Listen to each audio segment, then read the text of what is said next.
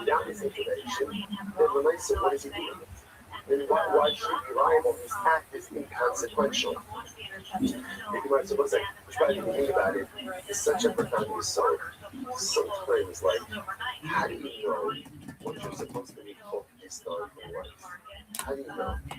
So, I don't know. Yes, alles. Look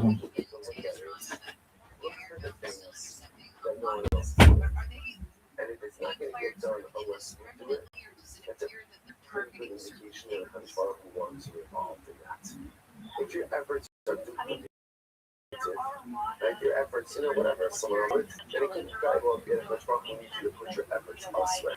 So it's interesting, right? The Gemara says, if the meat's going to burn anyway, so the Kohen's act is inconsequential, it doesn't mean anything. But on the other hand, if it causes it to burn, then when I say again, that's consequential. Again, sometimes they're like really stressing, like they were so drawn to like replicate and duplicate things that other people do. And which is good, like there's a positive pressure that also that's why for us nature this world to accomplish something special and unique. Something that change that their eyes open. But one of the things that God can lead you that others are not doing, that others are not paying attention to.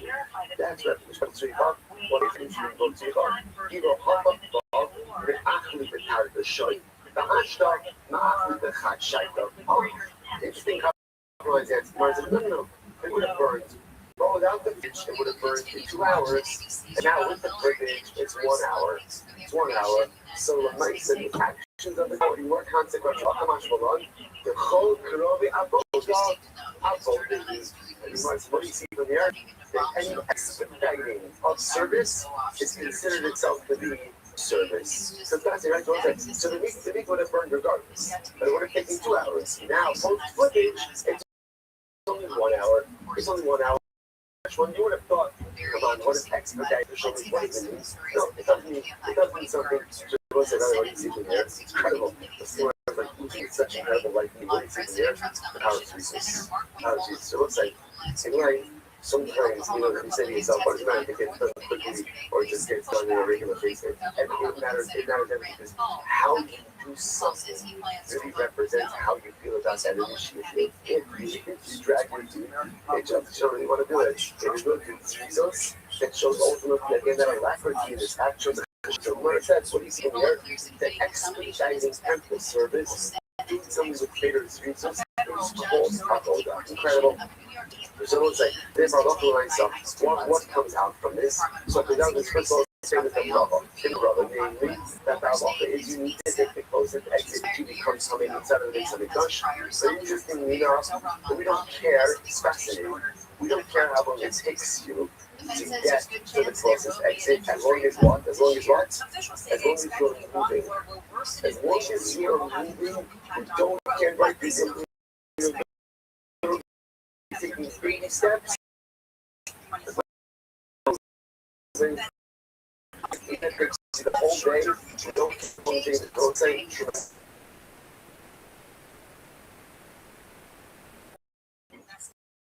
now it's the case of the coin. Only becomes coming inside. Sorry, almost again it's going to be like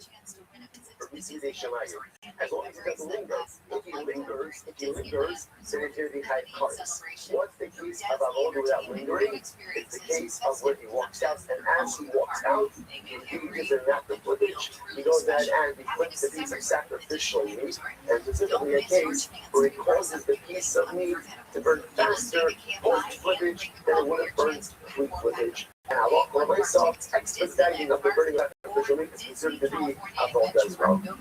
Incredible. Let's go back there. It's not over. Our Rothschild. This is a great statement. But you know, the aim of Milsa, so this is so sweet. Right? The Rothschild says, I don't want to say over a halacha of the Medrash. It is tafina mechaber, but I'm afraid of my friends. Right? What does this mean? I'm afraid I'm going to say something. And everyone's going to jump down my throat. Incredible. But I didn't want to share it. But I'm afraid that everyone's going to jump on me. So what does he want to say? And this was a seven there are Kakora.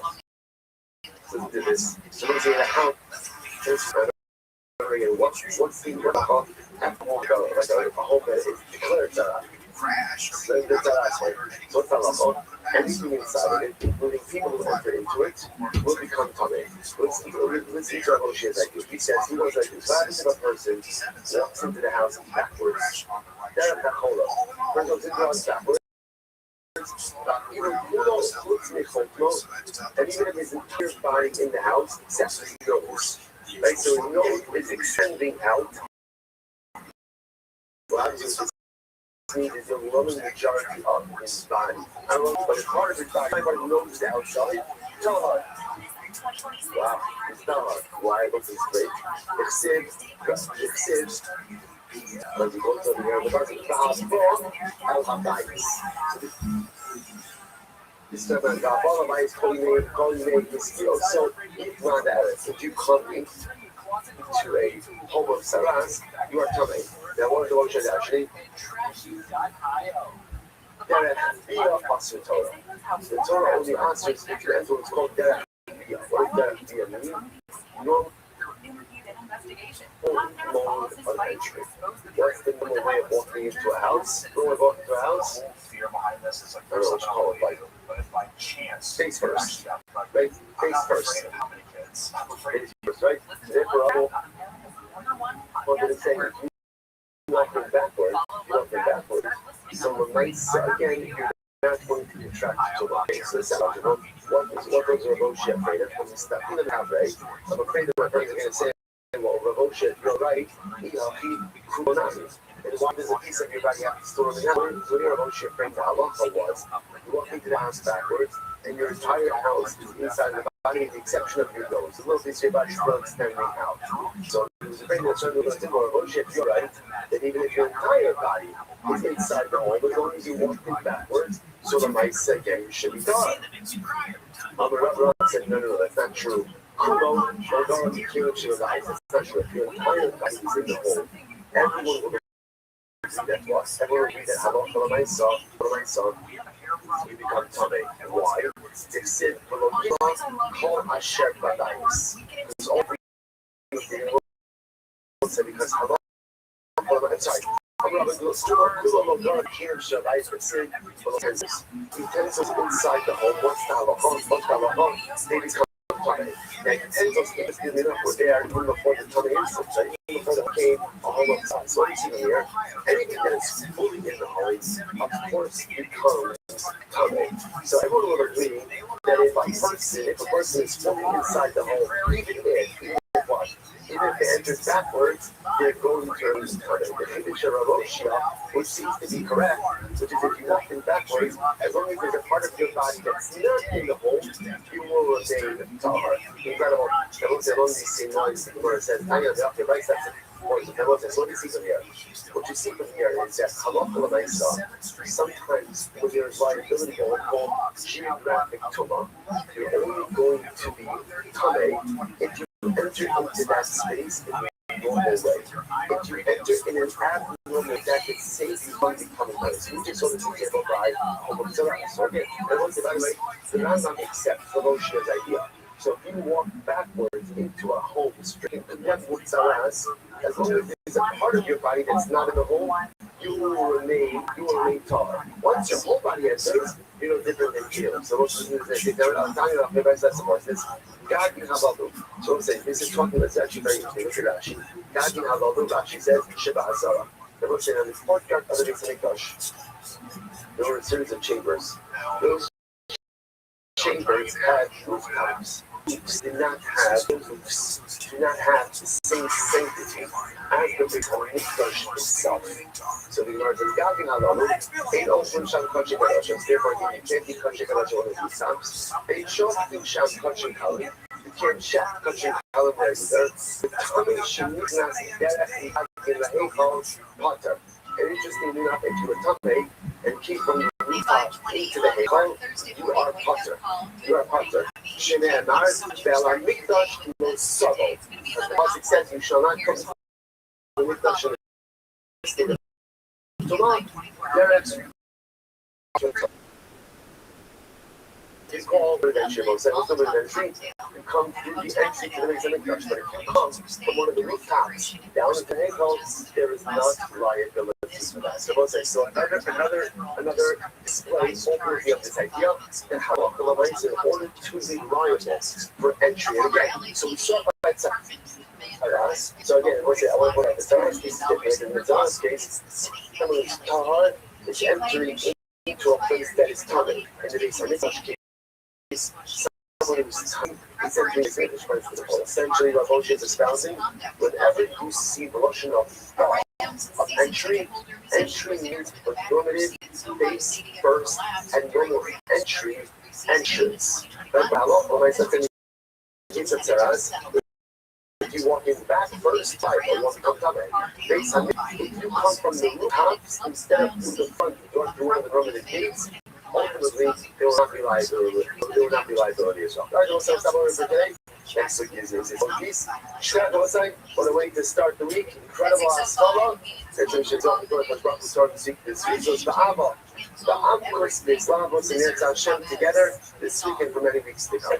Shkat, everyone. This morning, we're going out and about to Woodland Hills. Everyone's another All great day, the everyone. hills. This is really special. Good morning. The Vietnam War Memorial is at the Heritage this weekend. It's a replica of the we caught it with Arnie Crane, the Jewish war veterans, most 603, and about Woodland Hills. So Arnie, please tell us about this amazing exhibit, The Wall of Kings. Wall of Hills is that replica, three-quarter replica of the wall that's in Washington, D.C.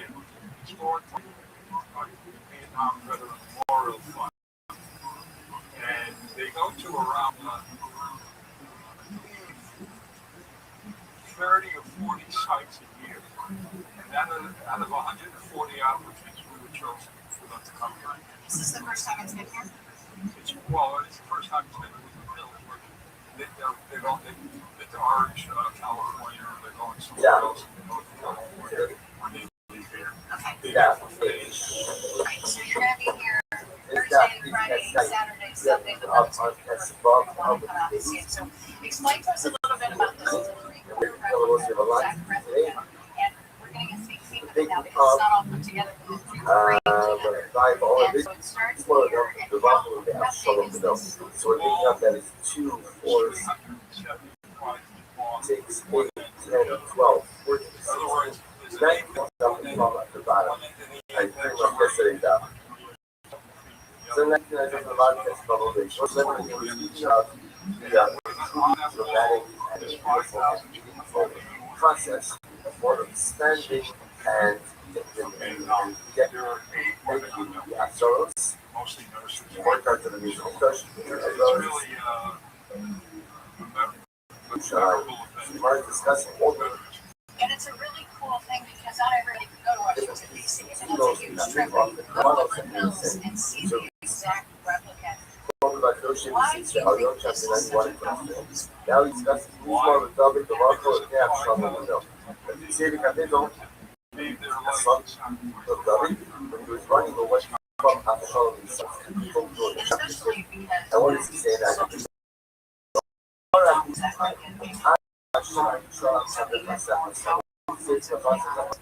Yes, actually.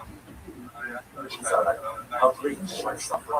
I'm going to pass the number by Shema Yushala for the first time. So why did he say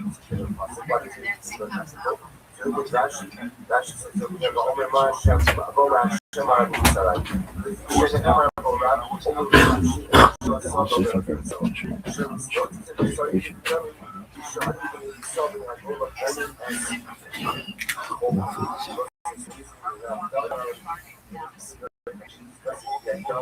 That no one supports.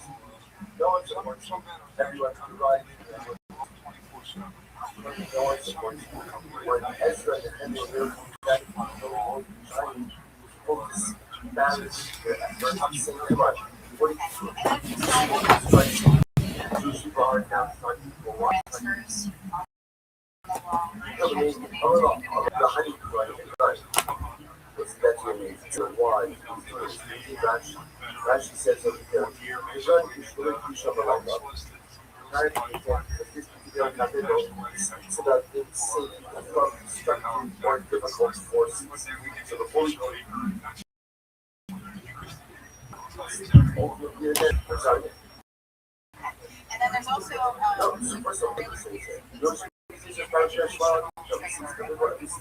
chapter 9, so where does it come from? It comes from your Shabbat. So before going to sleep, you would ask for divine protection from all the different forces that night source how to use. Also, the example of the Torah. One is not committed to oneself. One is not committed to Torah. As a follower of some type of medical so you learn to hacking change to protect against negative things that's the Elohim also. You come out. Furthermore, I didn't want to say that you can't be Torah as a follower of people. That's why I'm working with some people who have because I say, you come out also says that you come out also some type of injury. That's all there's been one thing the Torah has some type of level or healing. Was the seal of Akshat. A location of Akshat is going to go to Marble. Yet again, Gemara says that location of Akshat is somebody who whispers out of machines. Somebody whispers words of Torah in order to heal a particular ailment.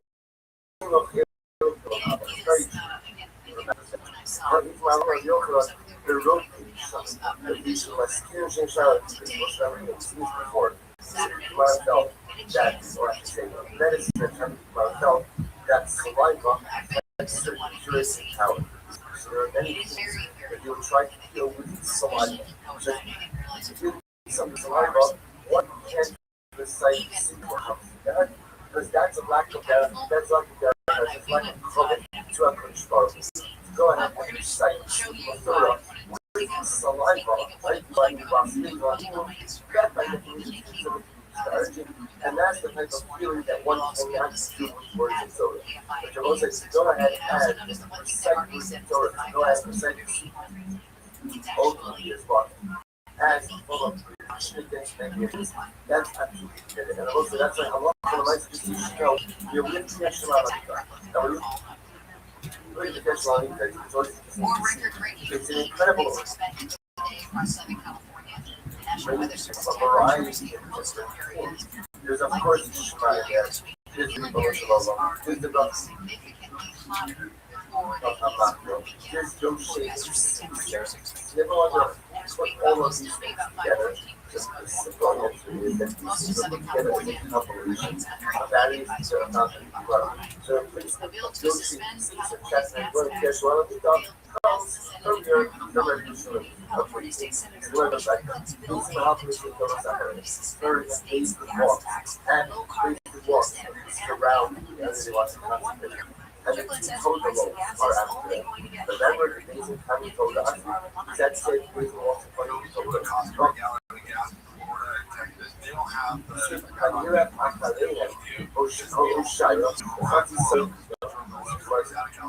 once again, sounds like Shaya, so you get my sister.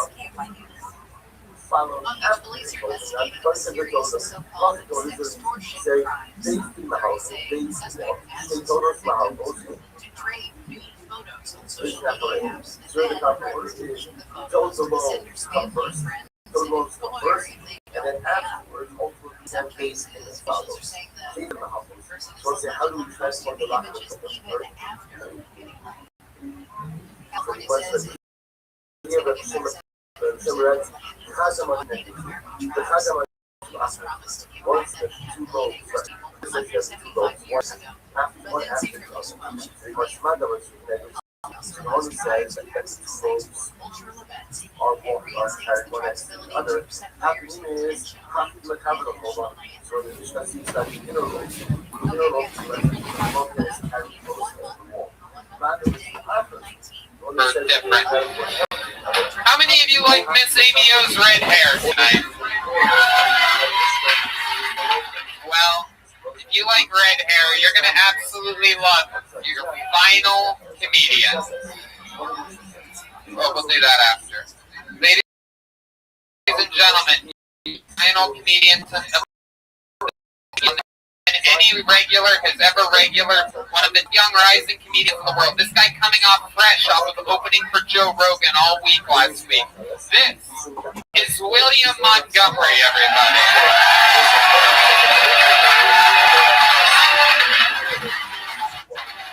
This is it. The Frankenstein of Kill Tony. A new minute every week. William Montgomery. Give it up for my mom, y'all. She just made it out of the hospital. She just got out of the hospital. Here's a brand new joke that I think is going to go straight to the top of the chart. If I told y'all the Home Depot jingle was invented by an Aphex twin, y'all would be like, oh my God, so genius.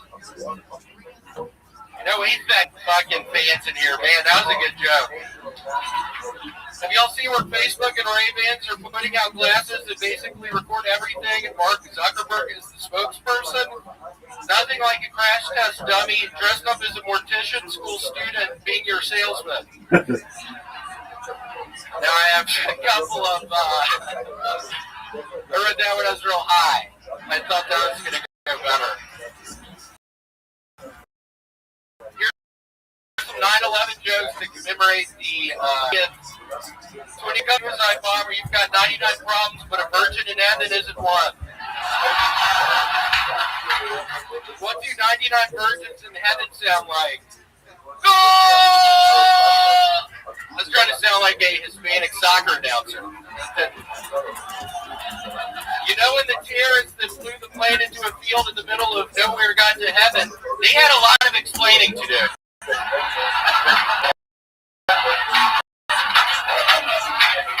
William Montgomery with another brand new week, 40 years. This guy writes and performs the internet, artist in all of stand-up comedy, and he makes it look easy. Kyle, I loved you as Napoleon Dynamite's brother and Napoleon Dynamite. Oh, wow, the rare roast. You're very good. Somebody else. Thank you.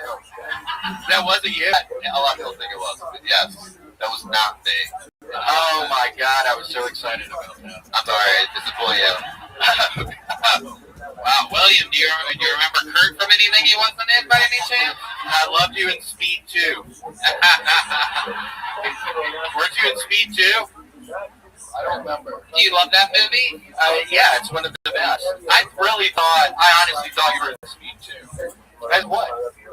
The boat driver. There's a boat driver in Speed 2 that looks just like you. D-Madness going to urinate, everybody. How about a hammer D-Madness? Turns out you're blind. Your bladder is only half as big as other people. I'm going to start calling D-Madness if he keeps this up. He's blind? Yeah, he's been blind the whole time. Yeah. Wow. Yeah, you're the guest that it's taken the longest to figure that out, by the way. Normally, it's pretty early on. Ollie Short came up a few weeks ago and immediately went in for a handshake on him. First thing, it was epic. It was so found out when Kurt just said it. So it's me, I think. Wow, you didn't even notice? No. You just thought he was wearing sunglasses, looking up like that for no reason? Like he just saw something that none of us saw up there? Above the balcony? I just thought he was sincerely wanted to dress Garrett Williams. William, what's been happening this week? What do you got? I don't know. That really threw me off a little bit. I swear to God. I thought you were the brother. A lot of people think that. You're not wrong. I was a character before Napoleon Dynamite. When I saw that movie, I was like, I can't do that character anymore. We do look very... Look, I'm sure Kyle thought you were three other guys with red hair and a beard. Do what? I didn't hear you. On the new Raisin Bread sponsorship. Seriously, I didn't fucking hear you. I spoke too much fucking weed up here before this. What'd you say? No, I really didn't fucking hear you. I got way too fucking high up there. Seriously. What'd you say? How much weed did you smoke, William? A blunt's worth. A blunt's worth, and it was way too fucking much. It sounds like somebody's butler. Blood sweat. Blood sweat. pull some balls. Yeah, you want some crazy balls? Yeah. Well, I hope so. She usually didn't give me some last week. I went to her apartment. She gave me some at her place last week. Really? Yeah, we started talking some. Yeah? Did you guys, like, do anything? Did you fool around at all? Just kissed a little bit. You did? You out with Miss Amy out? We kissed a little bit. Wow. Did you show her your crazy ball? That would have been inappropriate. I did not. I didn't. You didn't pull out your balls at all. That would be a weird move if you guys just kissed. You only pull out your balls. I know, sweet Amy. It was so nice seeing her again. Yeah, what was your favorite part of hanging out with Miss Amy O and kissing her a little bit? Just watching her do that ventriloquist act. I swear to God, it was much better. It was much better in her apartment. She was hilarious. Really? So I get why she tried to do that up here. I mean, I swear to God, it was so fucking funny. Tell us how funny it was. How funny was it? I mean, it was just so fucking funny. When I saw Miss Amy O in her goddamn apartment, I tried to make my daughter. But it was really funny. Should he kick to that? Like a bumping blowjob? It's really a hand job, but people pay for it. Hold on, what did you just say?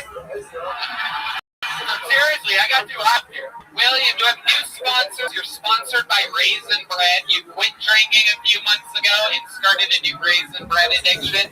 And you talk about Raisin Bread so much that you literally got a sponsor. And how's that going for? Well, I flew to their offices in Phoenix. They fly you? They flew you private? No, I flew. There was an issue. Oh, really? Yeah, I ended up going to their fucking offices in Phoenix, fucking Arizona. The deal fell through. So I showed up with a fucking gun at their offices. Amy O was with me. Oh, shit. Damn. God, it was crazy. Did you have to buy 3 tickets so that the public could come to? We did. We did. It was weird as shit. Literally, she gets 3 fucking tickets. And I'm thinking to myself, what is going on here? I'm like, oh my God, it's that fucking puppet. That's why it killed me when it up here tonight. It's so fucking funny. Like, I get why she did it up here. It's so good. We had to get a fucking ticket for the goddamn puppet when we flew to Phoenix. The man is just on a different level. To think how far we've come from a guy earlier that I asked if there was anything interesting about him, and he said there's so many cool things that I can't talk about it. And then all of a sudden William's here to remind us all about what comedy is about. Talking about flying with Miss Amy O and her. It was a rock flight right in the headquarters in Phoenix. Why was there was literally a lot of trouble. It was a rock. What happened, you guys? Delta. Oh wow. Yeah. What part of the plane did you sit in? You were all 3 of you? Yeah, she paid for it. The puppet did she pay for it? She paid for a first class ticket for the puppet? Yeah, Amy has a lot of money. Really? How do you think? Seriously, she has a bunch of money. Wow. What else did she do? Did she take you out to fancy? Hold on, what about it? I love it. Amy, I love it. Where are you? Wow. Amy, where are you? Behind you. She's over here. Jesus Christ, that's crazy. Did we all hear her over there? I did. Literally a ghost. This woman is fucking haunted. I thought she was gonna literally have a fucking gun in her purse. Yeah, no, I know. I was about to run out the back. We all did. There's no doubt about it. I still think there's a gun in her purse. Yeah. I think she thought, I'm gonna bring a gun in my purse. I'm gonna say I'm gonna bring a gun out, see how it plays out. And if they don't seem into it, I'll just pull out everything but the gun. Pull out everything but the gun. Literally everything. Hold on, what did you just say?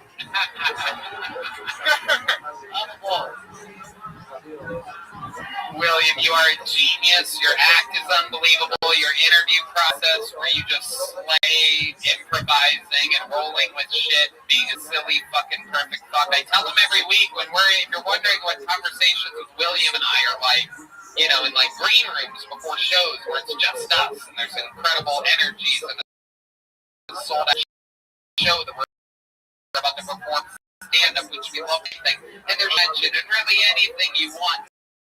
Here I am, one really angry person up there. I love that shit. Nothing better than when a YouTube commenter makes it to the show. But yeah, type of place that we live. And if you're wondering what we talk about in those moments where it's just him and I, it's how perfect he is for comedy. How perfect of a head he has for comedy. He's built for comedy. Not that he looks like a young Santa. Yeah. Yeah. Hold on, what was that, Kurt? What was that? William, you've been having fun in life. You had your own show here on Friday night where you headlined. You had a big packed audience. You opened up for Joe Rogan all week last week. And I learned to say when I walk off the stage, that's my time. Yeah, it's true. Jody taught me that. William was doing a weird thing with his, for those of you that don't go to a lot of stand-up shows, very interesting, where he would absolutely just destroy for, 15 minutes, and then instead of ending his set like a professional at all, he literally goes, "You're next to me and everybody," and just starts bringing up whoever's next, which is almost always me. And I told him, I go, "William, you're not even getting any applause from the audience. Like, you have to like soak it in. Like, you can say, well, I didn't fucking know." You've been doing stand-up. How long have you been doing stand-up comedy for? It's like 07. I had no idea. He had no idea how to close this. I literally go to him in the green. I go, "What would you do if you were a paid regular at the Comedy Store?" And like, what would you would just bring up someone like out of nowhere? I mean, you have to picture no breaks at all. You can remember how he used to bring up people also, like how he would bring up me and shit on the road. Like he would just be like, "Get Brian," walk off.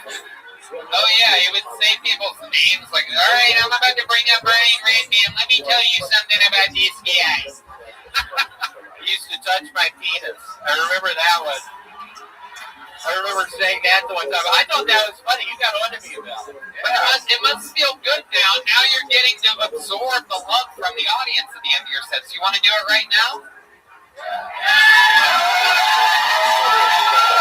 Alrighty, that's my time, folks. There you go. Look how cool that is. William Montgomery, everybody. Now, normally that would be when the show ends. We fade to black and the YouTube credits roll. But I made a deal with someone, a little bit of an introvert earlier. He said that if he has 5 beers, that he gets loose as a goose. You might remember this guy from earlier. I can't remember which Latino name it is. It's either Pedro Valenzuela or Kevin Rodriguez. I do believe it's Pedro Valenzuela. Now hold on a second. Before you can go dancing your way to the end of this episode, Pedro, let me ask you. It is Pedro Valenzuela, right? Yes. Indeed. Have you had 5 beers? I have 4 beers, and a girl from Las Vegas helped me shut down one. She was better than me. Okay, 4 beers. So yeah, 4 beers. So we're almost. You want to shotgun a 5th one right now? Get him a beer up here. Yoni, get your knife out. Yoni, give us your knife. Yoni's got a knife. Keep shooting the show, Yoni, while simultaneously pulling out your knife. Oh, you guys are gonna power got it. Yeah. Oh, you're gonna do it? They do that? Is it legal for a bar to make a shotgun beer for somebody? I love the silly rules here. Here we go. When's the last time you saw a 15-year-old Puerto Rican shotgun a beer? This is Shotgunning a Beer by Pedro Valenzuela. Do it for Texas, Pedro.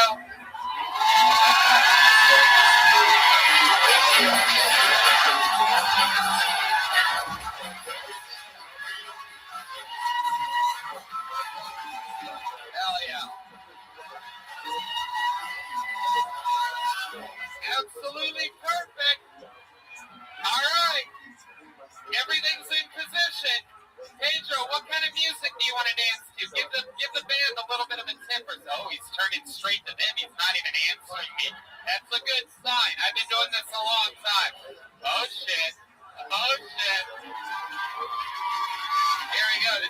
to this episode of Kill Tony.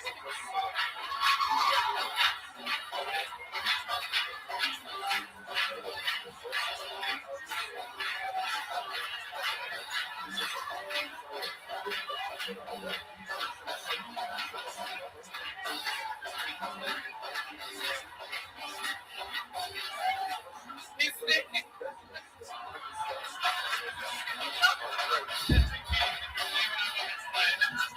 He's dancing like he shotgun sent here. Hold on, everybody. Stop. Pedro, what the fuck? Oh my God. That's like a TikTok video. What are you doing? I thought that was going to be like, I sound like listening to music. You dance after 5 beers, how all of us dance with 0 beers.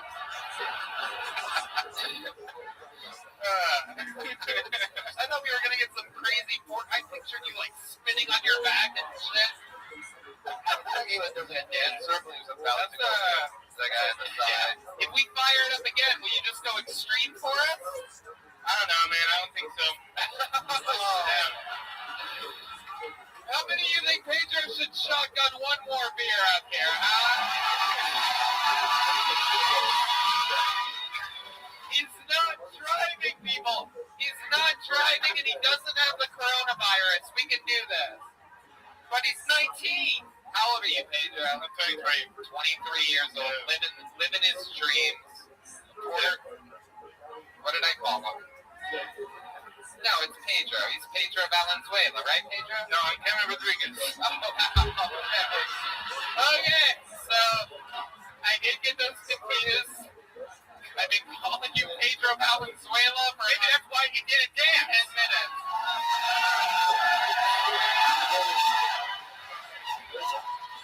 Here he goes.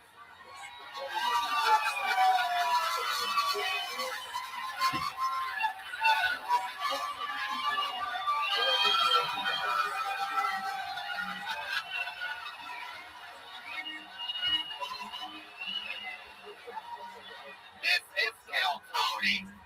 That's not a beer truck. That's a wine tasting. Oh my God. Look at that. You could have drank it through a straw faster than that. Look at how much it drips down Diana Ross. That's the worst beating Diana Ross has ever taken. Oh, wait, that doesn't make sense. I got her confused with Tina Turner. I fucked that one up. Sorry, everybody. What? All right, let's see how he dances now. There could be vomit at any moment, folks. I think it's going to be so much better. There will be vomit.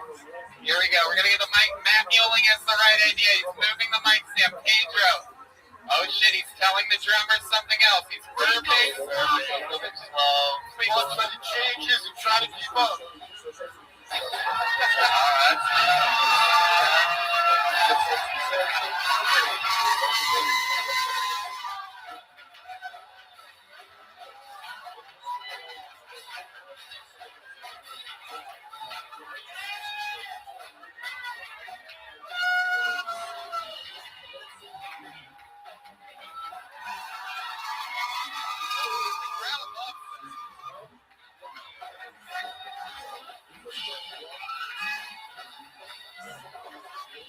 All right. There you go. Kevin Rodriguez, everybody.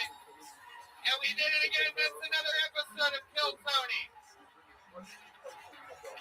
Guys, how about a hand again for our guests tonight, the great Kyle Dunnigan and Kurt Metzger, everybody. Go to youtube.com/Kyle Dunnigan and subscribe to their channel. I swear to God, I said it earlier, I'll say it again. One of the few things that genuinely makes me laugh. I mean, absolutely hilarious. I can hear Kurt's writing and your writing and you guys coming together, and it's everything that I think SNL and other sketch shows should be right now. You guys are doing, and it's going straight out to Instagram and YouTube. So make sure you guys, as diehard comedy fans, support guys like this that are out there absolutely killing it with quality in a world where fucking a lot of the shit on cable and television and late night and really leading a charge. Absolutely. I want to also plug Napoleon Dynamite. Yes, also he's in Napoleon Dynamite, everybody. And Kyle Dunnigan's also going on a tour. Get tickets at KyleDunniganComedy.com. Follow Kyle, follow Kurt Metzger, and thank you guys so much for being here. You're hilarious. Thank you. And how about one more time for the, one last time for the amazing Kill Tony Band, everybody. Brought to you by Screwball Peanut Butter Whiskey. And to our amazing sponsors, the Yellow Rose and the Red Rose, SoCo Modern Art, Austin Reserve Gin, CM Smokehouse. Here's tonight's drawing by Ryan J. Ebel. Look how crazy that is. That's you guys and us on tonight's special poster. Hand drawn. Yeah, that just got finished in Los Angeles. Let's check out what Chris Rogers made tonight. Hey! Look at that, Michael Lair! The great injured dice play, a former character of the legendary Michael Lair, who this week officially announced his retirement as a regular on Kill Tony. One of the great artists, one of the greatest regulars in the history of the show, one of the greatest stories in the history of my life, getting to work with that man. And we love Michael Lair, and we love Injured Dice Play. Great job, Chris Rogers Art, the local artist here. And thank you to the live audience. We had so much fun tonight. Tonight was a fun episode. Did you guys have fun tonight? Good night, everybody. Thank you.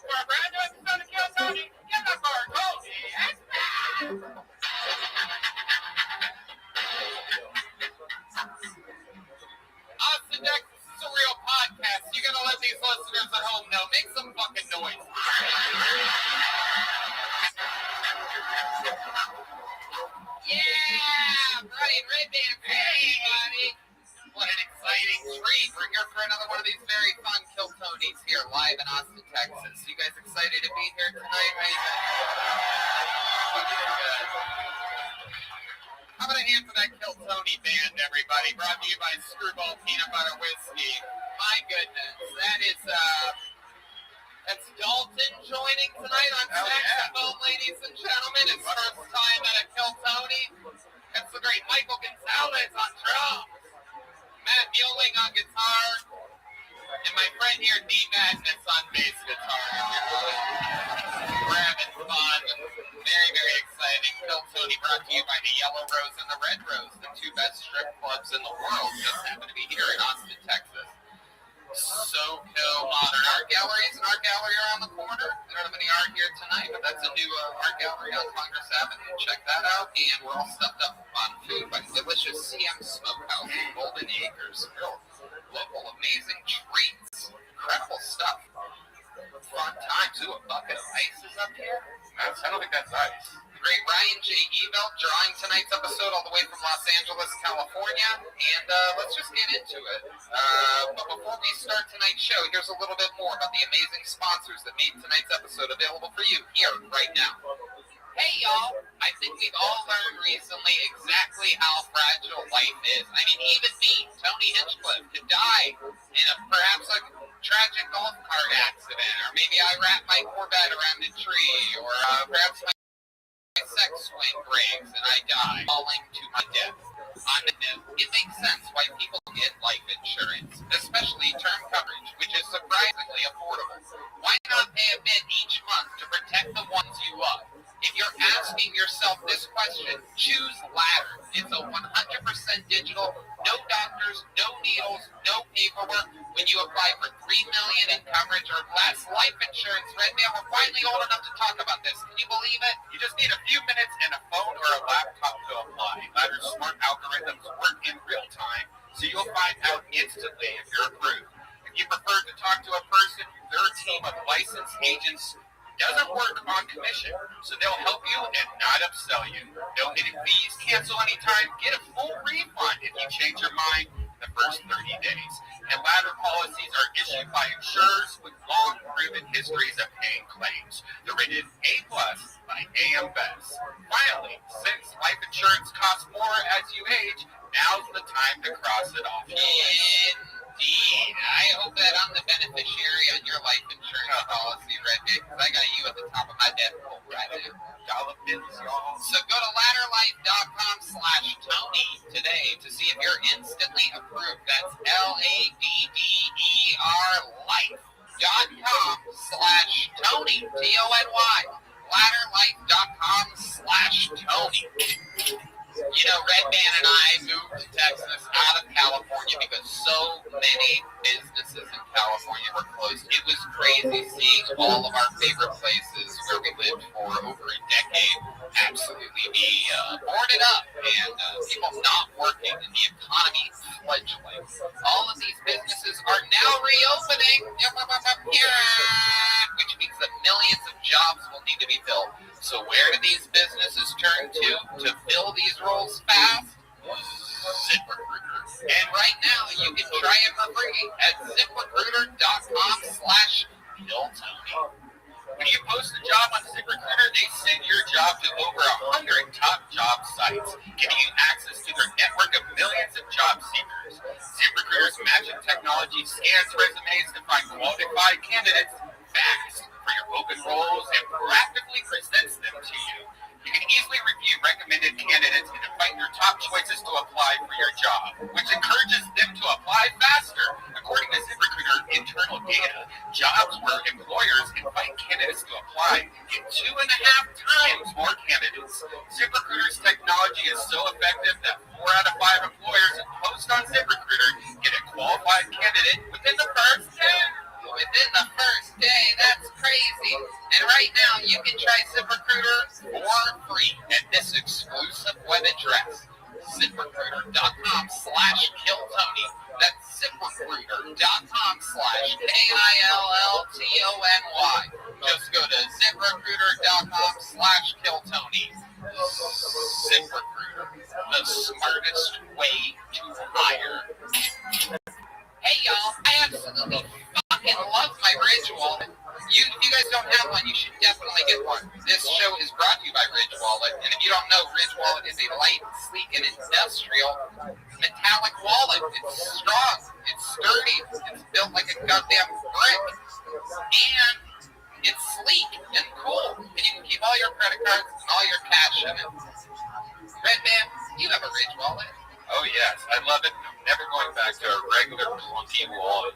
Man, I used to have one of those big wallets that was the size of a Big Mac. I've tried to eat it a few times. Yeah, you can't eat that. Don't you eat your wallet, Red Dad? I try. I can't, especially the Ridge wallet. It broke all my teeth. But now I have this really sleek, awesome wallet. I keep it in my front pocket now. I really took up all the garbage that was in my wallet, my old business cards and Subway coupons and crap.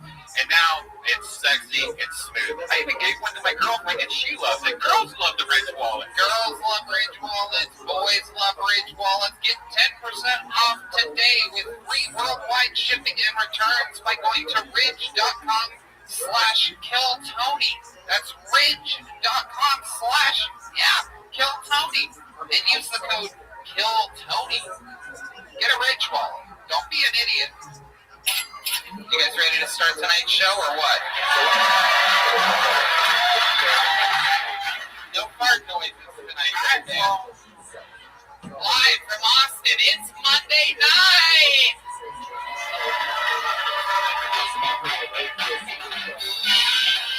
That's right. With our special regulars, Hans Kim, William Montgomery, David Lucas, musical guest, the Kill Tony Band, brought to you by delicious screwball peanut butter whiskey. Ladies and gentlemen, tonight's guests, make some noise for Shane Gillis and Mitch Burrow, everybody. Ooh la la.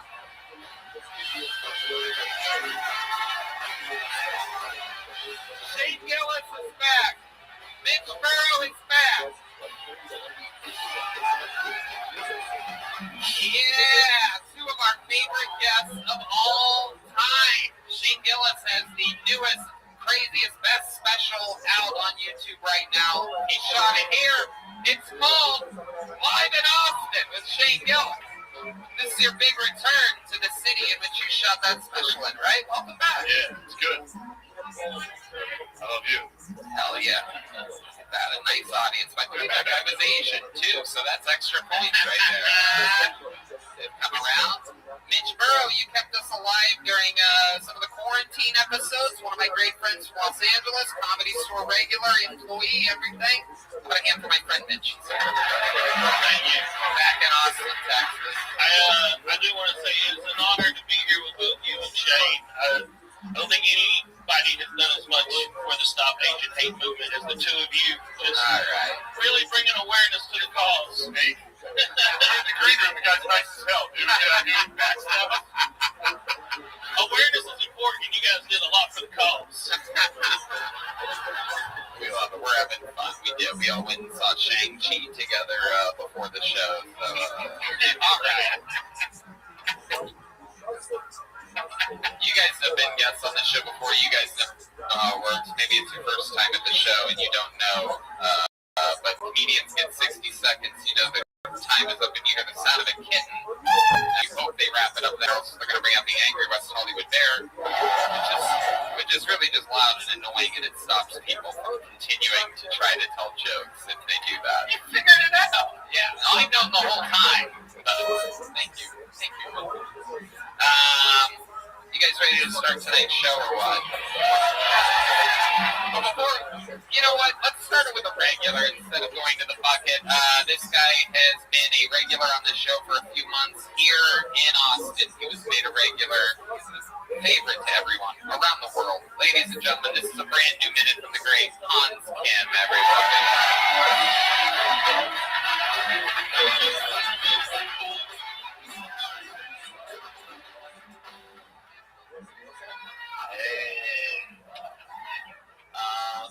I like women. I think they're very hot. And I mean sexually, not like any other way, but I mean sexually. I don't think I can ever fuck a dude. I've never looked at a beautiful woman and been like, wow, is there a version of her that's bigger and hairier and has less kindness? I want to put that in my butthole. Straight as fuck. Please believe me, my dad doesn't. I'm glad women give birth. I feel like if men gave birth, we'd be like, bro, I've been eating so much protein and creatine during my pregnancy. This baby's like 27 pounds already, bro. It's all about those gains in the first trimester. I'll check out his biceps with the ultrasound. I feel bad for people in relationships because they have to carry their mistakes around with them. I have a cum rag too. I don't make you memorize its name. Thank you. Hans Kim. Wow. Another few minutes from Hans Kim. Is that true? Does your dad really think you don't get laid? He doesn't respect me, which I just translate to mean that he thinks I'm gay, so it helps me, motivates me to work harder.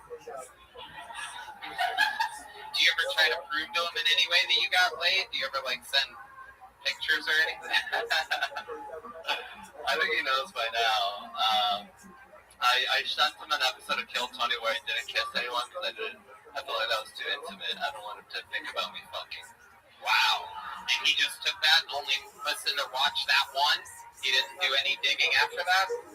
He's a mathematician, so he's a nerd. No way.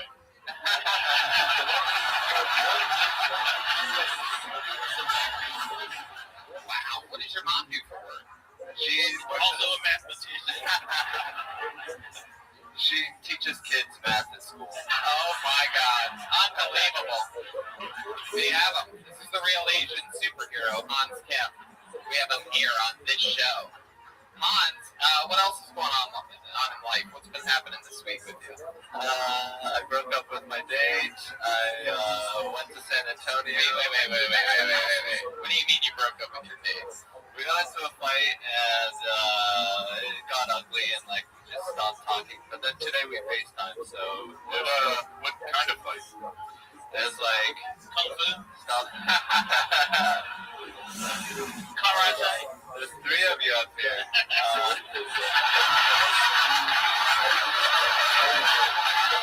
Hell yeah.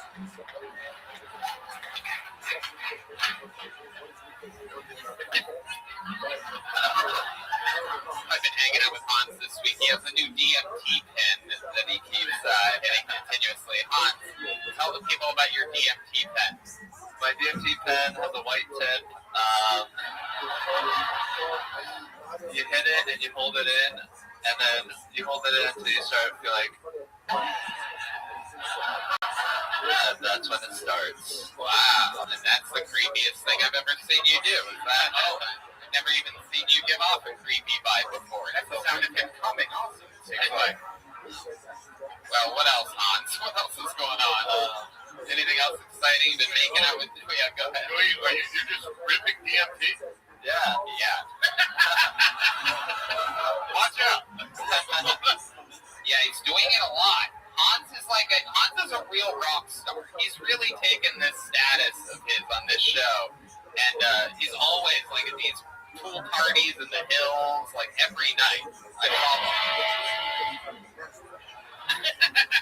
How do you do it, Hans? What's your secret to keeping such a lively nightlife and doing all these drugs? He basically does anything anybody offers to him. Yeah. Yeah, that doesn't make people want to kiss me, but it's true. I do everything and anything, but I guess the secret is to like have like a lot of unemployment money saved up and then just. Hell yeah, we love unemployment money here on Kill Tony. It keeps our fan base alive. I love it. What else, Hans? You broke up with your date? You been with any other girls this week? No, I haven't. I wrote with the female comedian Holly Johnston today, but it wasn't like wow, you dropped her name and everything like that. She was on here. She's a good friend, and You wrote with. What are you doing? we wrote comedy together. Is that what your motive was? Was that your motive? Be like, it's time for me to find the best comedic mind I can. I know. A lady. There was nothing else behind that? There was definitely. There was no secret motive? We went to the party last night. We went to a pool party, and I did ketamine. Wow. How How did that make you feel? Tell us what ketamine's like. Be descriptive. Use a word other than Too awesome. Ketamine was like cocaine, like what you think cocaine would be. It was like a fun version of cocaine, like cocaine for kids. So,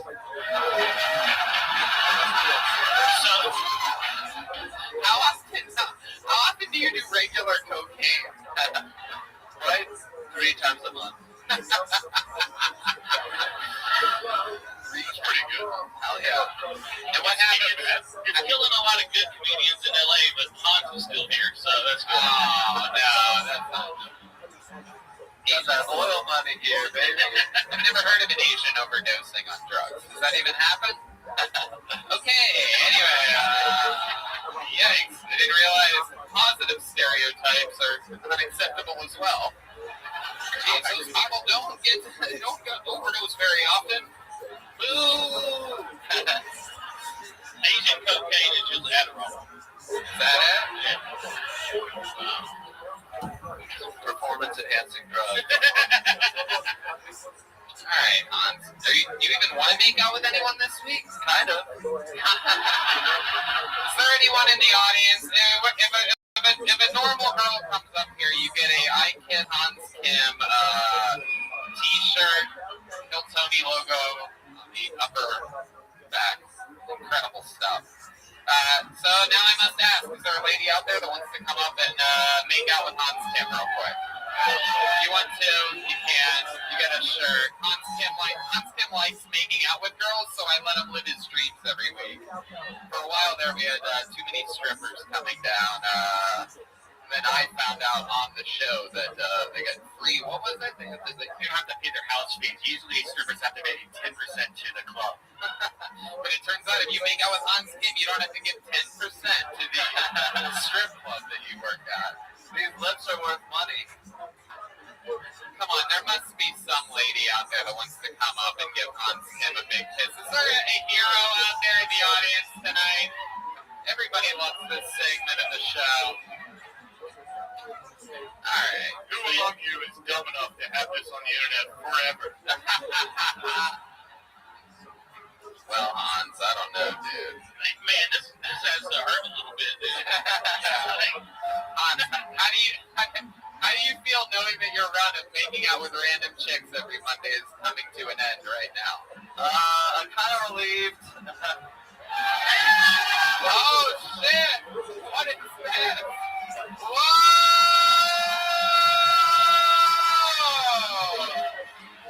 Wow! Holy shit! Hey! Wow, and he answered the mic right away, straight to second base with this one. Look at that. Wow. Okay, I didn't know Oompa Loompas had nurses, but this is so exciting. I'm kidding. You're an American hero. You came up and made out with Hans. What's your name? Bella. When did your dad die? I have a lot of daddy issue jokes. I just wanted a 60-second set. I thought you said no strippers. Bella, have you ever made out with an Asian man before? I actually honestly haven't. How did that feel? Is there anything different or? Felt like I'm gonna have to see him like 3 times a week. It's like, that's a lot. We do comedy together, so I was like, why not? Oh, okay. All right. Okay, give the microphone back to Hans. Now that I know you're a comedian, let's give it back to little Hansi over here. Hans, you've been working with her for weeks, months, and you guys see each other regularly. How did it make you feel making out with her? It was hotter. Hotter than what? Like there's something on the line. Like this could go wrong. This could go bad. Yeah, you might end up in a relationship. You got that 9-month law now in Texas also you need to like really think about. What the fuck are you talking about? The abortion law. So what are you guys talking about? What are you guys having your own little side conversation there about? Why am I always making out with guys on this show the second time? Oh, really? You've done this before? I get bored in the cow pen, so I'm just like, Wow. Did they call it a cow pen? Is that a thing? Okay. All right. I heard bullpen before. I didn't know cow pen was a thing. That might be a Texas thing too. It's gender inclusive. All right. I like it. I love it. Well, thank you, Bella. Thank you, Hans. Let's keep the show moving. Oh, you guys making it. All right. Hans. He didn't know what to do with his Hans, everybody. One more time for Hans, Tim. Can't help it. I can't help myself. It's becoming a little cheesier here, one of my favorite restaurants. What? Is it becoming a fetish to you to watch Hans make up women? Yeah, it's a real fetish. Yes, indeed. Nothing gets me off more than watching an Asian man awkwardly make out with a stranger. You're right. I don't know. Ever since I started it, all right, make some noise for Brianna Switchler, everybody. Here we go. The show begins. We don't know these people. A complete stranger out of the bucket. Here she comes, everyone. I believe this is her first time on the show. Make some noise one more time for Brianna Switchler. Shit, hello. This is really awkward. I actually wasn't expecting to come up here, and I hate to break it to you all, I'm not a comedian. I'm just a queer black woman who aspires to the same status and privilege as white men.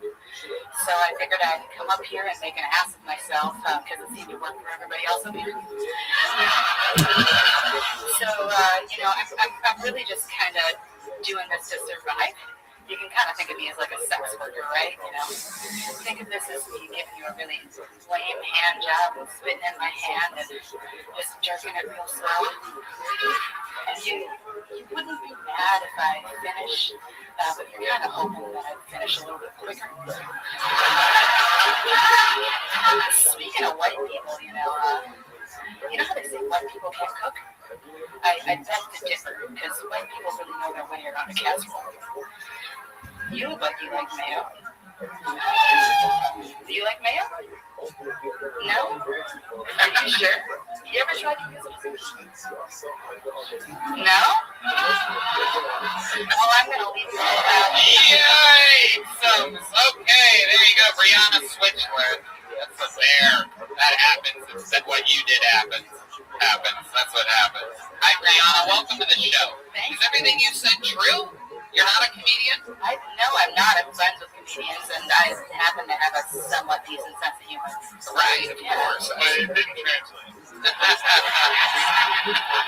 I'm aware. What made you want to sign up tonight? I figured, why not shoot my shot, right? Attack the patriarchy. Yeah. This is really a protest. Yeah. We get to hell. Yeah. I mean, I'm sure you can with your Bass Pro Shop hat, so. Yeah, I just said I can tell. Yeah. Fun light, too. Fuck yeah. It's clear you're not a fan. Oh, I'm a fan. Brianna, do you really not like white people? I'm half white, actually. No. Surprise, I know. They don't say. Clearly, white lady. You didn't see my fanny pack? You can tell she's half white because she thought the Latina chick was white as well. Yeah. Like, she's clearly Mexican as shit. Yeah. Yeah, that lady's black as hell. Mexican people only put mayo on their corn. Just white hat. Very weird. Very That might be Luke. Brianna, so you seem like a walking lawsuit on this show. It really just seems like a straight up setup, so I'm not really gonna go that deep with you. Normally, as a vampire, I feed off of comedians that are looking to thrive and make the most of an opportunity on a show like this. Yeah, you're wasting people's time that actually care about this, you know? Wow, thank you. Serious Red Band, everybody. Nothing makes me happier than a serious Red Band. I love that. Nothing riles them up. So, Brianna, is there anything fun about you, like that we might find interesting on a live podcast, like an interview? Any fun facts about you that, like, you're like any hobbies or anything cool that you're into? Just eating ass, man. That's it. Are you talking about your comedy act again? Yeah.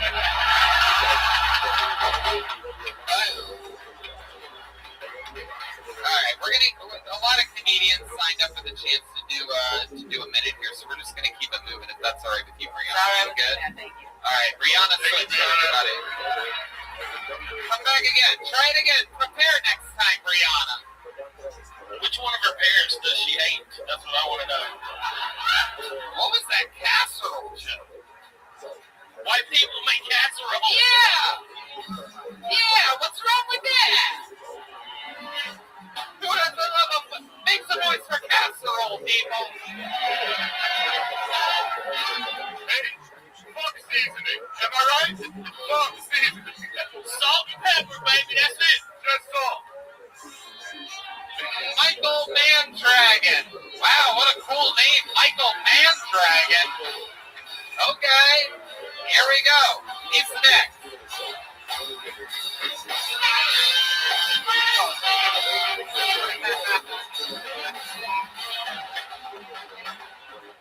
Michael Mandragon, everybody. One more time for Michael. How's it going? Cool. My girlfriend's bulimic, so I bought it a day. That way, whenever she throws up, she can wash her mouth out right there.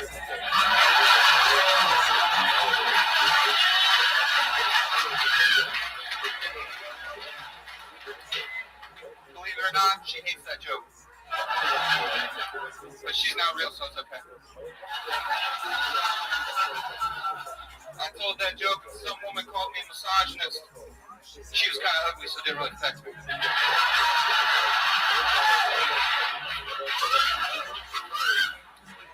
And I don't know what a misogynist is. Is that someone who likes massages?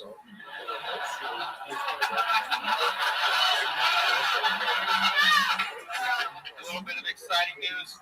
My girlfriend got hit by a bus. Never mind. Michael Mandragon. Look at that.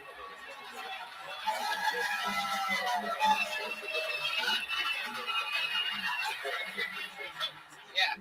Mitch wants to hear the end of the joke. Your girlfriend got hit by a bus this week. Everything rides on the end of this joke now. We have great momentum rolling out, but Mitch wants to throw you under the basically do to you what happened to your girlfriend. Go ahead, Michael. A little bit of exciting news.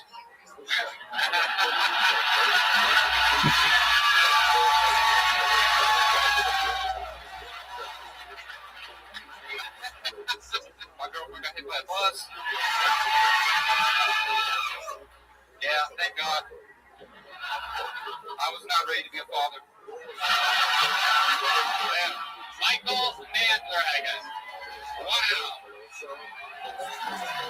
Look at you. Absolutely killing on the show. Basically the complete opposite of Brianna before. You are, I bet, the exact type of white guy that she hates more than anybody. Someone that just comes up and does the job. Michael, I love you, man. How old are you? I'm 26. Look at you. How long have you been on stand-up? Since April 21st. Wow, you just started. Damn, geez Louise. How do you write? What do? You like, you seem like you have a real serial killer vibe. Like,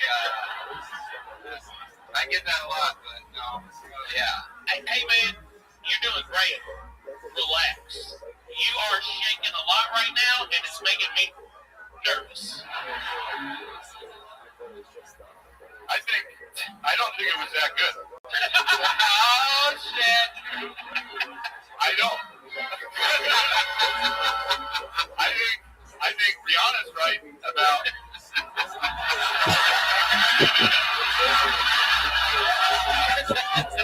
I think just you guys saw a white guy and you were all like, oh. I'm with Rihanna. Say her name.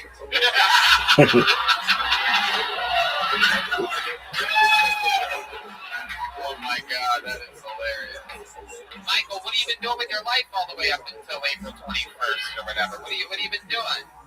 I just quit HEB. Wow! Where were you, a cashier? I was a personal shopper. Wow! I like how you looked around for a big applause there.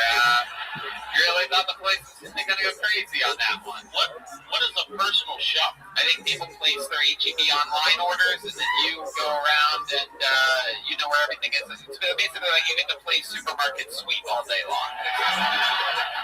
You out there running around. How about with your the rest of your life? Do you have any hobbies or fun things that you like to do? You seem like the kind of guy who likes to go out and play parcheesi with the strangers out on at a park. I like to play chess. Yeah. All right. That's obvious. What else? What else? You gotta look like a young Goebbels. Oh, very good. Very good World War II reference. That is little Joey. Little Joey goes. Michael, what else about you? There must be something we're missing. Fun stuff other than chess and stand-up. I like to read, watch TV. You know, hell yeah. What do you like to read? I just read a book about the Lakers. ESPN the magazine, I believe that was. I love it. You live with your parents? You have a pretty sheltered life? I live with my parents. Yeah, okay. That's the vibe I'm getting. My fucking tower is heightening here. You live with your parents. They're pretty tough cookies, right? Military father, school teacher mom. No, but they're pretty strict. Yeah, in what ways? Can you give us an example of like something you can't believe that they still make you do or something like that? Or can't do or curfew or something? I can tell in the viciousness of your jokes is why I'm able to tell this. It's because you write like a person who's like escaping from something. Like super religion. Is it super religion? Yeah, like they keep you in the basement. They're like, you can go out for 2 hours on Monday between 8 and 10. That's it. And you better not get up to any ruckus. And you're out here just like, what do you do in the shadows, you fucking vampire? You're 26, so do you put a sock on the door to let your mom know you're jerking off, or what? Yes. Yeah. Do you really? No, I was just trying to go along with it. What is it? You ever got caught masturbating at home? Yes, I have. What was that like?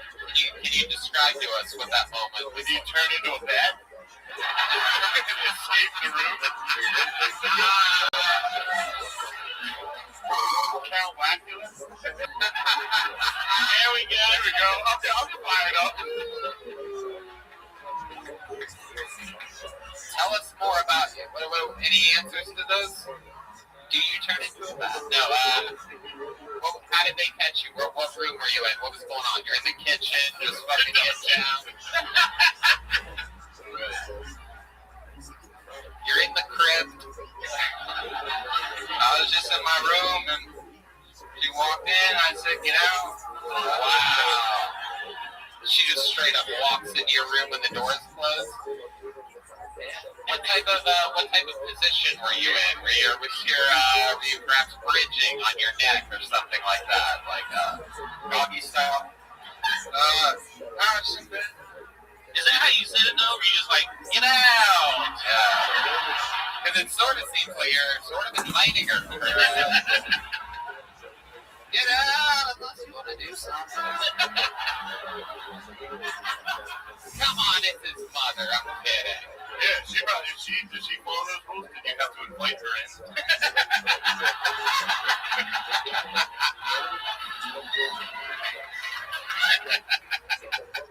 You know a lot about vampires, dude. Yeah, a suspiciously large amount. Was that Vampire Hunter thing? Van Helsing? Yeah, you know it, dude. Abraham Lincoln? What do you think is the most vampire-like thing about you? You know us. By the way, his name is Michael Mandragon. That's a pretty vampire-y name, dude. It's Mondragon, but my handwriting's bad. But it's probably my face. It's probably Vaughn. Michael Mondragon! Hilarious! Are these lights too bright for you? Is that why you're saying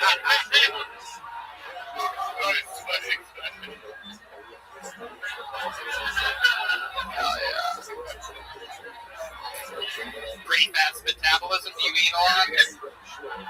Yeah, when's the last time you fit?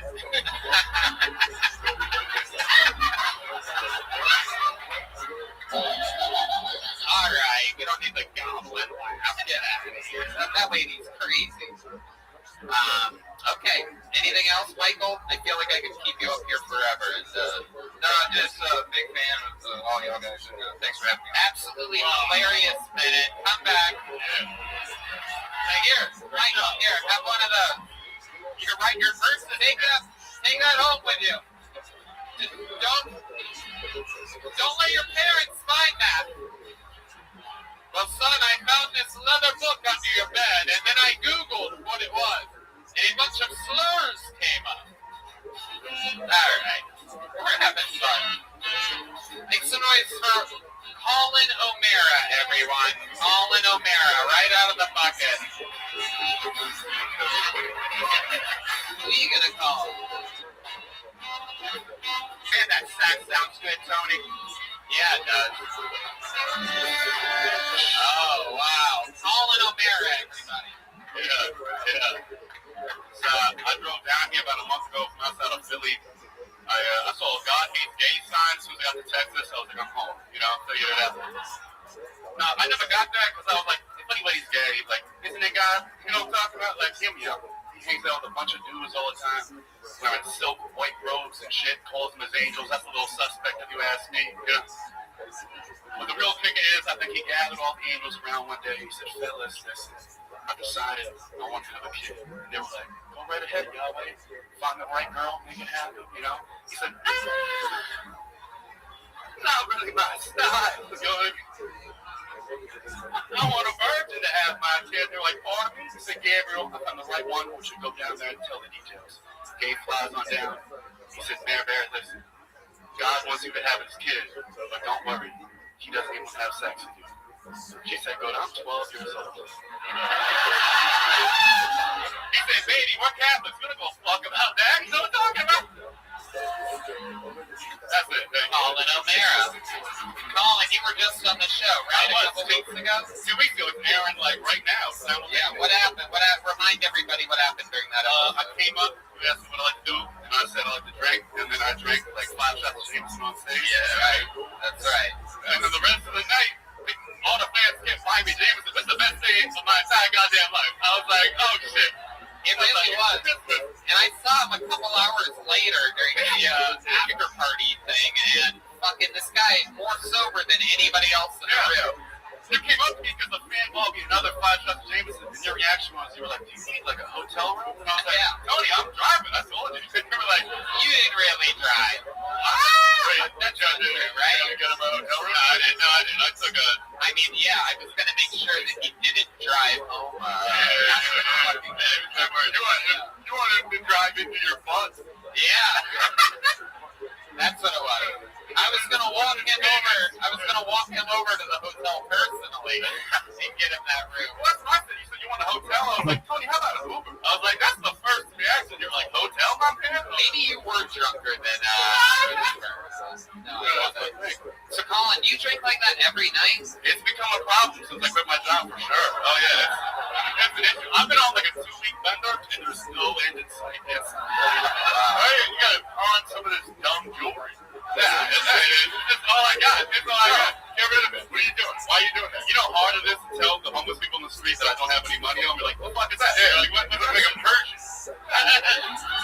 Knock it off. You know something? I think that you went to Westchester. Yeah. I went to Westchester. Yeah, I was gonna. Yeah, I'm sure. Yeah, I dropped out. Yeah, obviously. All right. Well, it seems like you guys have your own spin-off podcast. Don't be jealous. Works over there. Don't be jealous, Tony, because you went to the hotel with you.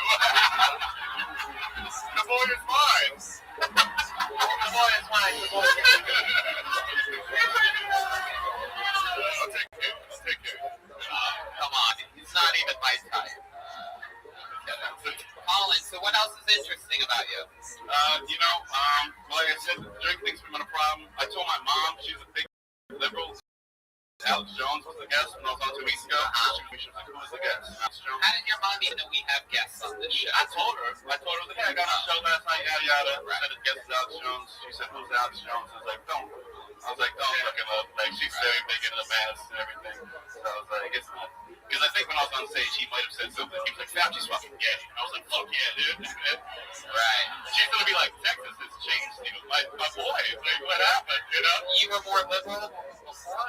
I've never voted before. I don't really pay attention. Yeah, I don't vote. I'll vote, like, if there's a president I'd like to have a drink with. That's my philosophy. I don't think you should ever vote. I probably never will. I don't think you want my vote. That's right. Regardless of what side you're on. Other than drinking, Colin, do you have any special skills or talents? Believe it or not, I used to actually be very good at school. That didn't go up very well. Yeah, I'm actually a smart kid. Like what? Like what in school were you good? Like English. Like I got like a 5 on like the AP English exams. You were in AP in high school. Yeah, like whoa, yeah. I didn't know we had a goddamn Albert Einstein on here. This is in Philly, a Philly high school? Like I'm in the suburbs. Like I'm not. Wow, this is what the valedictorians are like in Philadelphia. I can even. Hey, what's up? I just want to thank everybody, especially God. Even though we be wearing like robes with other dudes and shit. You know, I almost didn't do that joke tonight because like that used to be like my big joke when I would do shows in Philly or New York and everything. And then I got to Texas, everyone was like, "Don't make fun of more." I was like, "All right, shit." And I just say this ain't going well. But That's weird. That is weird. Where the fuck were you performing? Like Taylor, Texas. Where were you in Bellevue? Where were you in Philly? Like I'm originally from Coastal. Where'd you perform? Oh, like Helium. Like Helium, and then all around. And the stage. It's exciting. It's exciting to know that Helium has an open mic night. That is very. Yeah, I did that. They did exciting for me, and it's exciting for Colin. Oh, that's very good. Colin, I like your rings. Thank you. Yeah. Why do you have rings? Yeah, those are real. Well, yeah, that one's my family crest, and that my dad's family crest. Yeah, you got a knights. Who cares, right? You're Irish and shit, you know? Well, you're Irish. What are you doing with jewelry? I know, this is just how I look. That's what I'm talking about. Why are you acting like a wop, dude? Be Irish. I can't help it. How dare you use words like that about my people? I'm gonna really play What a victim about this one. No, I drink like I'm Irish. Other than that, like I said, yeah, that's what we're talking about. Yeah, your family crest. So let's talk about it. Like, what type of family, what type of generational power are you coming from? Your father in Philly, what does he do for work? He's dead. He's dead? Yeah, he died. He's a dead. Yeah, he Who's the died. dead one? He died fighting dragons. Valiantly? No, it's a bunch. No, son, take my ring. It has the crest of life happening on after county. It is your ring now. What is on the crest? Like a burning cross? It's like half lions, like this is like lions, like seashells and shit. They're like. How did your dad die? How did he die? He killed himself. Not one to talk about. Jesus Christ, man! Yeah, I didn't. Hey, you went. Wow. How old were you when he did that? 18. Oh my God, that's like the worst stage ever. It was my first week in college at Westchester. Oh man, Ramped up, and that's why you dropped down.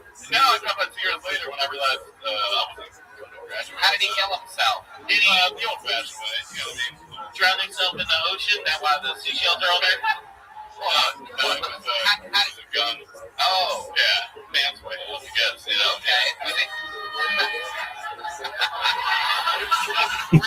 Were him and your mama already separated during that, or No. is your younger sibling? Is this triggering? Is this triggering? No, I don't know. I'm quickly over it. I started having a joke about it. Unfortunately, this isn't the kind of gun that he was Actually, very similar. It was like he died by flag through the throat. yeah. It's fun that you can laugh about it, though. It's fun that you can laugh I about it. started doing jokes about it. Now, when I was in New York, like when it was too close to it, I started doing a joke. Everyone just got real upset. And I would walk up stage and they were just pat me on the back. And Right. Yeah, you gotta be careful when you're starting out. You really shoot yourself in the foot. everything was good. Everything, it was just you got it out the blue. I mean, it wasn't necessarily out of the blue. Like, you know, like, did you find him? No, I wasn't home. I was visiting friends at Penn State. Okay. Wow. Yeah, and then I just got a call from my uncle who lives in Boston. It's 9 a.m. I was with a woman, and I was like, it's the best day of my life. And it was 9 a.m. My uncle from Boston called, and I was like, if it's important, he'll call back. And then he called back right away, and I was like, I was going to something bad happen because Boston's 8 hours from where I live. So, and And you were with the girl for the first time? Is that what you said? not the first time, but what a wild one night stand that would be for her. Oh, Yeah. oh, with the nurse. No. Some lady like, yeah, no, she offered to Uber me back home for like $200, and I was like, I don't need. She might offer you a hotel. Yeah. Absolutely perfect. You would have gotten some rest. Yeah. Wow. I did go to hotel. We couldn't go home. Wow. Went to a hotel. Damn. Diving deep. Getting into it. How's your mom? She's doing great now. She started dating a few years. She has COVID right now, actually. Yeah, she's actually not doing well at all. Wow. No, she name's not Tony. What? Well, it would be ironic. No, she doesn't do well. I think she just beat it, like today. She's doing good. She's not going to die. She's in her 60s, though. You don't have any missed calls from your uncle, do you? I don't know. Believe this, little kid. How bad would that be? I go, fucking, yeah. Oh, did you ever have a Boston accent? Well, no. Oh, he's like, your dad. You're not going to believe this, your father. The worst way to find out if one of your parents is dead is your Bostonian accent. What happened to Dad? Why do you keep stopping when you say father? Well, that's as far as I want to go. I don't want to rub salt in a very clearly open wound of this band. Now, like I said, for 4 years, you know, like, oh yeah, you're totally over there. It's very clearly. Wow, that's devastating stuff. Yeah, for sure. But, wow.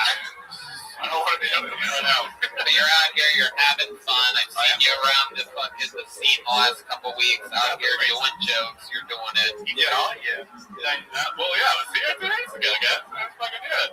But yeah, like I told you, I quit my job 2 weeks ago, and I've been looking. It has not been going well at all. You know. So what's your plan? What are you gonna do? I got a new credit card, so I recently just got $5,000. You know what I mean? And I'm just gonna keep opening new credit cards until I follow in my dad's footsteps. There you go. You said it. So that I didn't have to. We all saw that one. Yeah. No, actually, I'm the problem.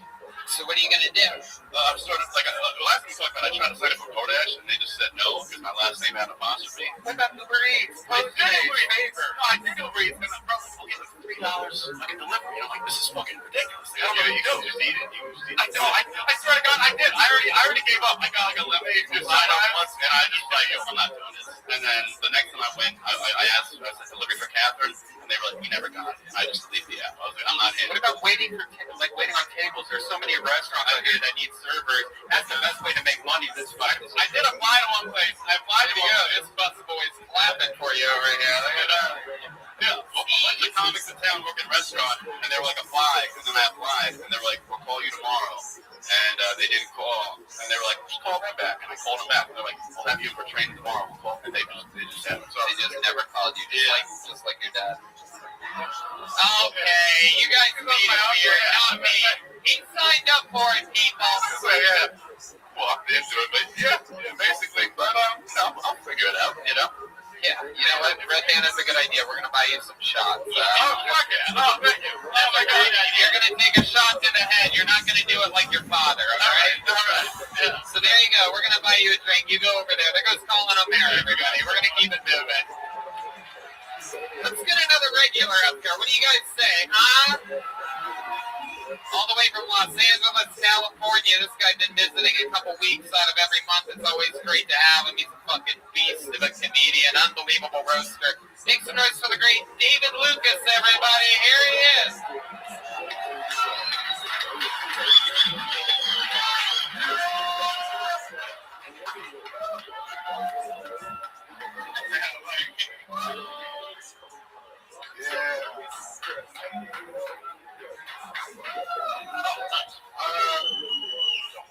Now's the best time to be black.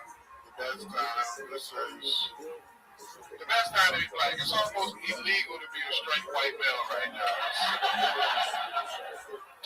I love being black. It's the best shit, man. Like, I feel like I can slap a white baby right now. I be hearing babies probably airplane. I'm like, nigga, you got one more sniffle before I choke the fuck out of you. I think I finally found out why relationships don't work. And it's because women believe too much in their love language bullshit. Like, I hate going on dates and girls are like, what's your love language? Mine is words of affirmation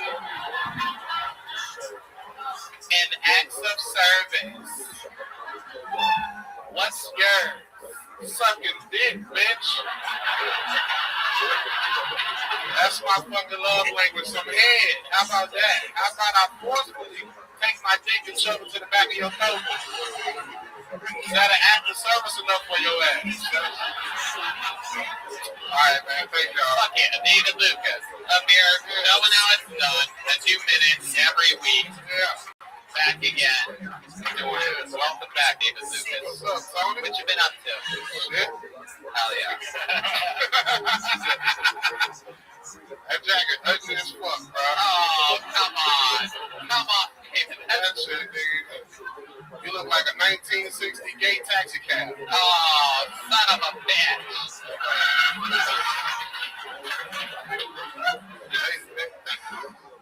They let some cows pee on your jacket before you put it on. Oh, come on. That one hurt. That shit ugly, bro. You got a new t-shirt there you squeezed into tonight. Yeah, they didn't have it the one size bigger like you needed. You just laugh because your jacket looks like the inside of a urinal. Oh. God damn it. How do you know what the inside of a urinal looks like? I actually go to the men's restroom.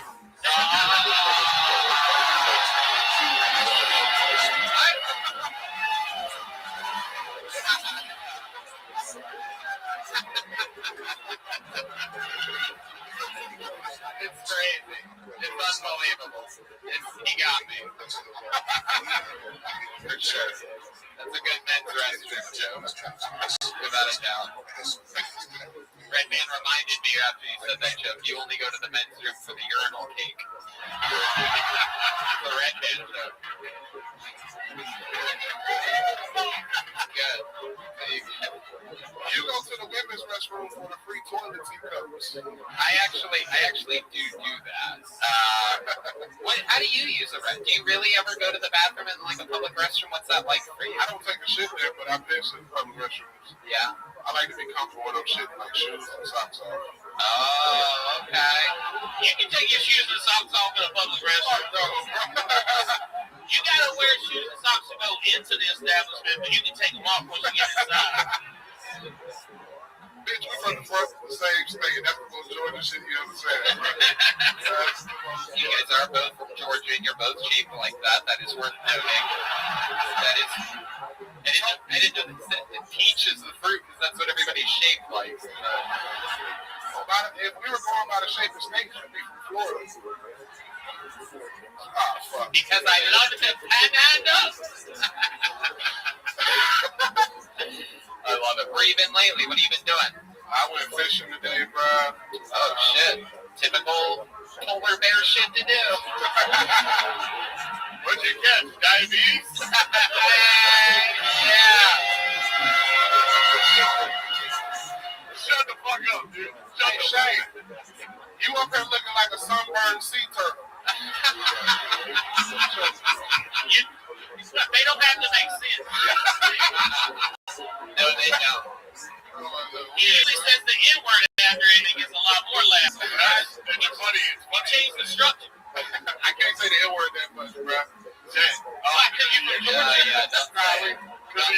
The video's been getting demonetized. Do it. He's a bigger liability than having Nicki Minaj as a regular on the show. Who's on your shirt? What is that? Somewhere in the white bitch, bro. I don't know. What is it? Oh, it's a gentleman's. Is that a real place? Is that like somewhere you went? I mean, bro, like, I see shirts online and buy them. You know what I'm saying? Oh. It's great shirts. Yeah. I actually was surprised how much ass they're showing on the shirt for some reason. It's just stretching on the stomach. Heck yeah. Bitch, you are 2 cheeseburgers away from my size. Get the fuck out of here. And that is a number 2 at McDonald's, I know. So That is. Hey. Deep man.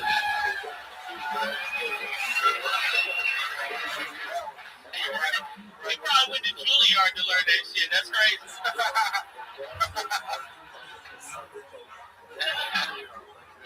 He didn't get what you deserve. He said he went to Juilliard. That's pretty good. That's good. That was cool.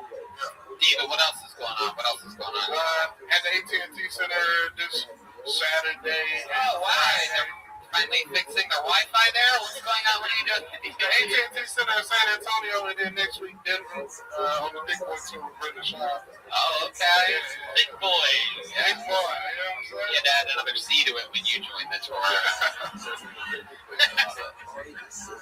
right. Anything else, David? What else is going on? It's been a while since we've seen you, right? Were you here last week?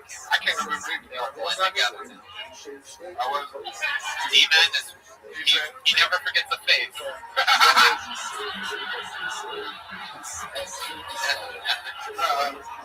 That's about it, man. Performing around the country on the Big Boy Tour. How's hanging out with Brendan Schaub and the crew? Like, does he make you work out all day? Or yeah, he makes people like eat healthy and do shit, right? Yeah, we've been working out. You know what I'm saying? So, We can tell. yeah, bro. I can probably outdo you in push-ups, bitch.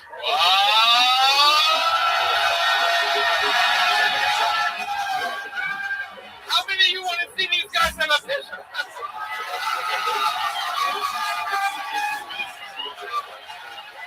All right.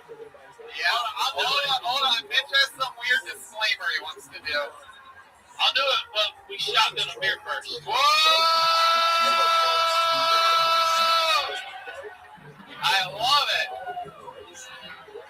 In honor of the last comedians, they are shotgunning one straight to the face. We need a pocket knife. I know somebody. No, that's a pen. I need a pocket knife. Here you go. I got you right there. I got a real Texas knife now, Shaggy. Whoa. Everybody keep cannon. All right.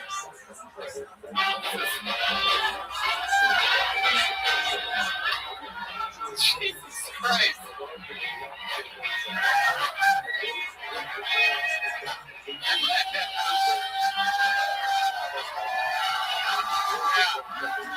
It's so fun. All right. They're shotgunning a beer. There's a lot left in that one. All right, here they go. 1, 2, 3, 4. You guys gotta go down more.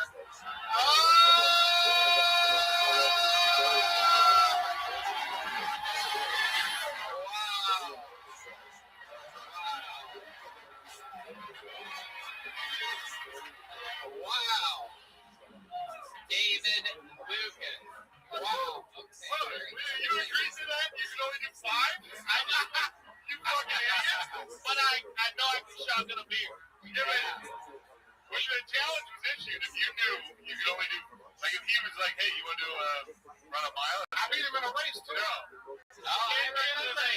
ain't even a right there for that. The point of being a guest on the panel is to make the comedians look good. I'm a lark. That's right.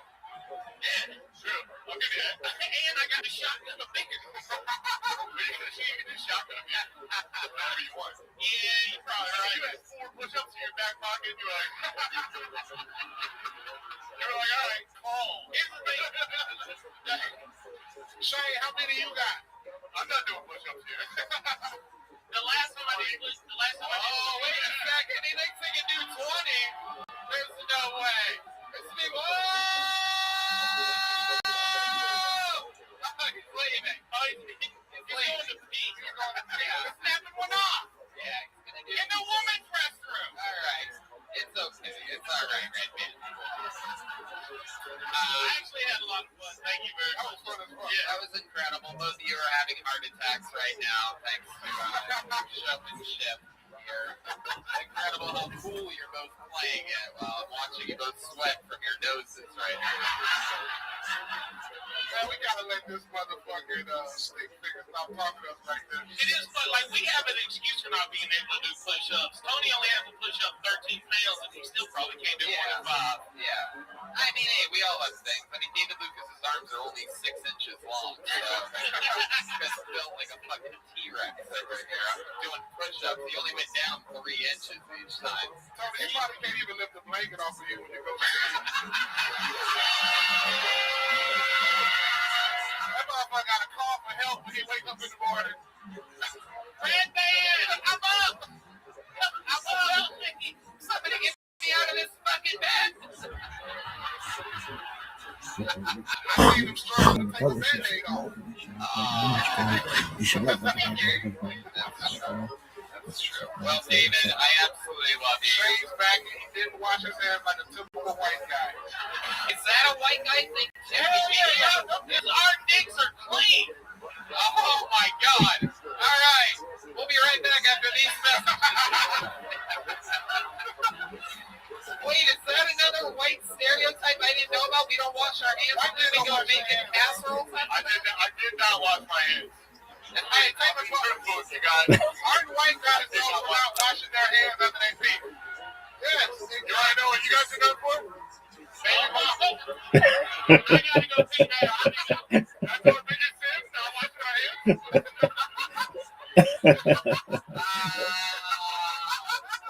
Oh my God. David Lucas, ladies and gentlemen, a monster. Out there, doing it, living the dream. Comes to Austin all the time. He's our man. On to the next one we go. You guys having fun out there? Yeah. All right, this is a fun name. Put your hands together for Festim QB. Festim QB. Wow. All right, here comes Festim QB.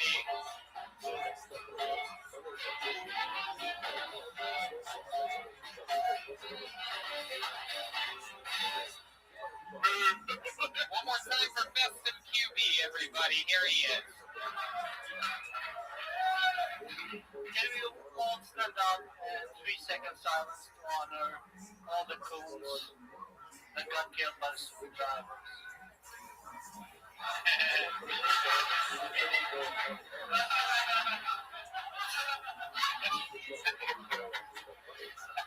If you want to sign up for gay, the line is at the beer pong.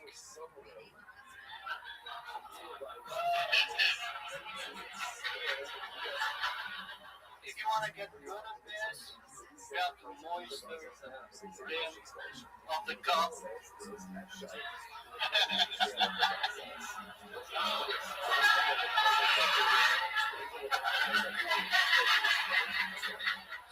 I'm a truck driver.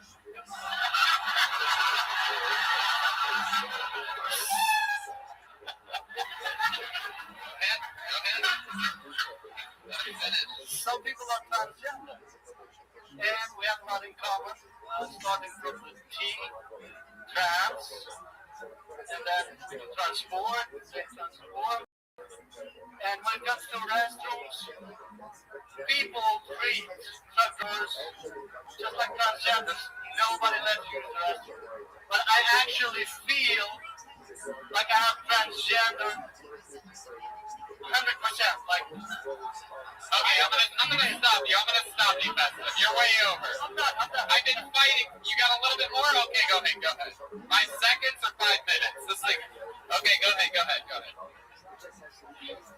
I scored 100% to a woman. Like, you guys don't let me use the restrooms, and I have to drive from one state to another state.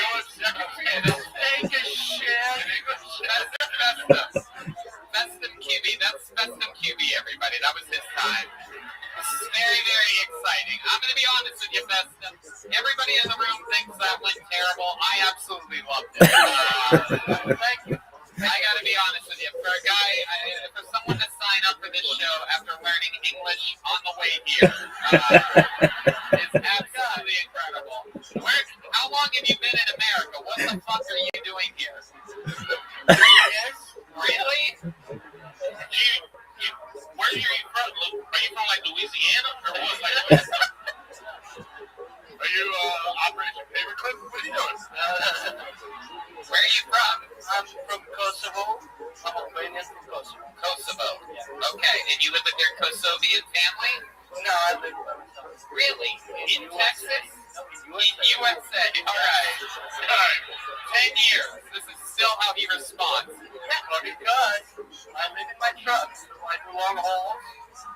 Oh my God, you're being serious. I'm serious. Oh wow. I live in the USA. I live in the USA. I just drive truck. I never learn anything or do anything. Exactly. That's true. Wow. Holy shit. You ever see Borat? Yeah. You're gonna like it. I love it. One of my... Yeah. So were you just dropping something off at HEB and you decided to swing by, or? Exactly. Absolutely. I love your style. I even wrote down an entire joke of yours as it happened. Want to sign up for gay? The line is beer pong. He ain't wrong. Funny. I saw Tony scribbling feverishly. Beer pong. That's how I sign up. Yeah, that's true. That's what I do. I'm secretly gay, everybody. I've been gay the whole time, but I keep it a big secret. We all laugh about it every week. Yeah, it's not a secret, dude. No, seriously though, I am actually gay, everyone. That's fine. I play beer pong all the time. I will be family exception. Festive QB, is that your real name? No. So you escaped Kosovo, you came by yourself. How did you pull that off? Kosovo is a war-torn region. I guess. I survived the war. What was it like when you left there? It was good because it happened like 10 years later when I left Kosovo. You just saw the writing on the wall. Yeah. You're like, I gotta get out of here. I got a visa. And then I said, I have a MasterCard. Don't fucking brag, dude.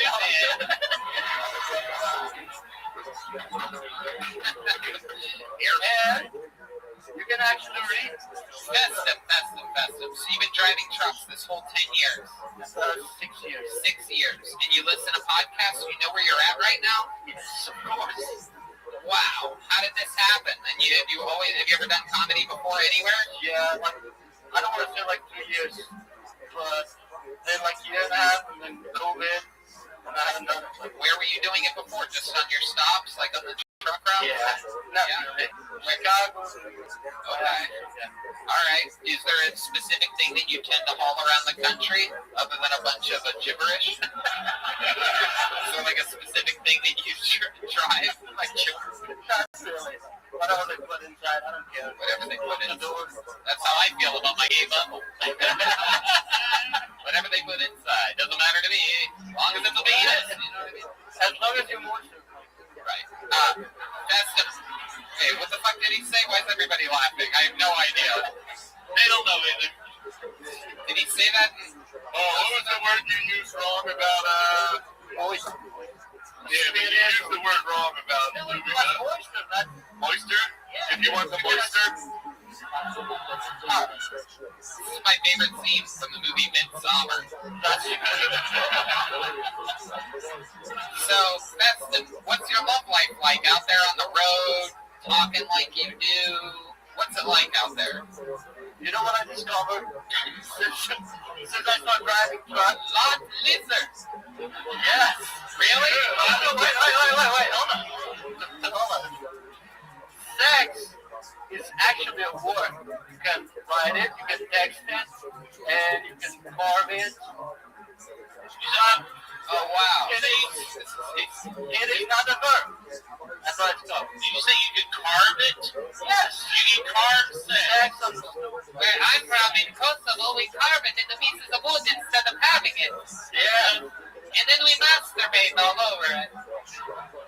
What are you talking about? When's the last time you got laid? You get yourself any grade A corn-fed American pussy yet? No. No? You haven't had sex with an American woman? Oh, so you have. Okay, it's all very confusing when you don't know American English. So, like, when's the last time you had sex with a woman? 3 months. 3 months ago. Where was that at? My wife. Oh, my wife. With my wife. She is number one lot lizard. What does your wife do for work, Feston? Nothing. She does nothing. Yeah, You just take care of her. You don't allow her to, right? That's what I'm talking about. Hell yeah, dude. Oh, did you just gab there for a second? What was that? What was that move you just did? He fits on so. So I act like black guy, do. So I do a cool dance like a black guy, and we do the hand pound. Wait, why are you doing an Asian accent now? I'm not, you bum. I see once in rap video. Are you a white Muslim? No, I'm pagan. You pagan? Yeah, I believe in many gods. Wow, who'd have guessed that? Sound like a witch. I think so. No. It's just many gods. We worship the something. You play any wacky Kosovian instruments like Not really, no. a sitar or anything like that? Yeah, it's what they get down in Kosovo. You know this shit. You guys know any Kosovian music? The style like Just a hard no. 99 times out of 100, no one provides something. All three of them are like, no on Kosovo. I'm trying to. Oh, you son of a bitch. You're doing shit over there. Feston, did someone tell you that like, what made you want to get into stand-up comedy in the first place? How old are you? 31. Wow, 31. Holy shit. What? You see, 10 years in Kosovo is 7 years in America. Tony, he told me he's a truck driver. Anything would be better than being a truck driver. He was like, oh, I can just talk to people? Let me try that shit out. 31. Do you practice your routine on the CB radio? Like, Tiger one time, two guys walk into a bar. You guys need to drive truck too. You would never be in trouble. Like on the CB radio. Oh, Shit, go son over there. oh, we get Yeah. Smokey in the middle. Yeah, that's it. And we found out the secret. We're gonna go start our show on CB radio. I love it. Festum. I love it. Does everyone in your family age poorly? Why do you look like your own father right now? Is what I'm trying to figure I out. don't know, man. Do you have any kids? I have a 7-year-old. Looks like 32. What do you want? Festum, you're a wild, wild man. I like your style. A lot of people, they fucking, this, that, different shapes and sizes. You coming out here really barely having any grasp on how to speak the language. It is mind-boggling, your heart and your soul. Actually, I wrote 2 books, so if you want to buy it. You have 2 books? Yes. I will buy that book right now if it's on Amazon. It's an American. I write a book called Cat in Hat. Is it?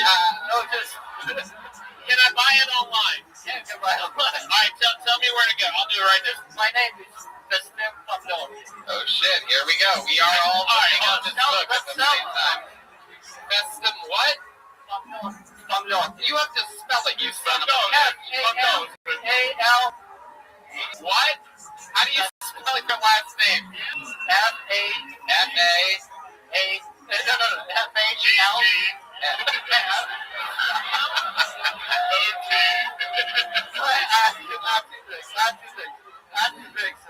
Hold on.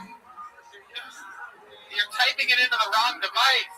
We need it over here, Festum, you fucking idiot. You're just showing Mitch your name.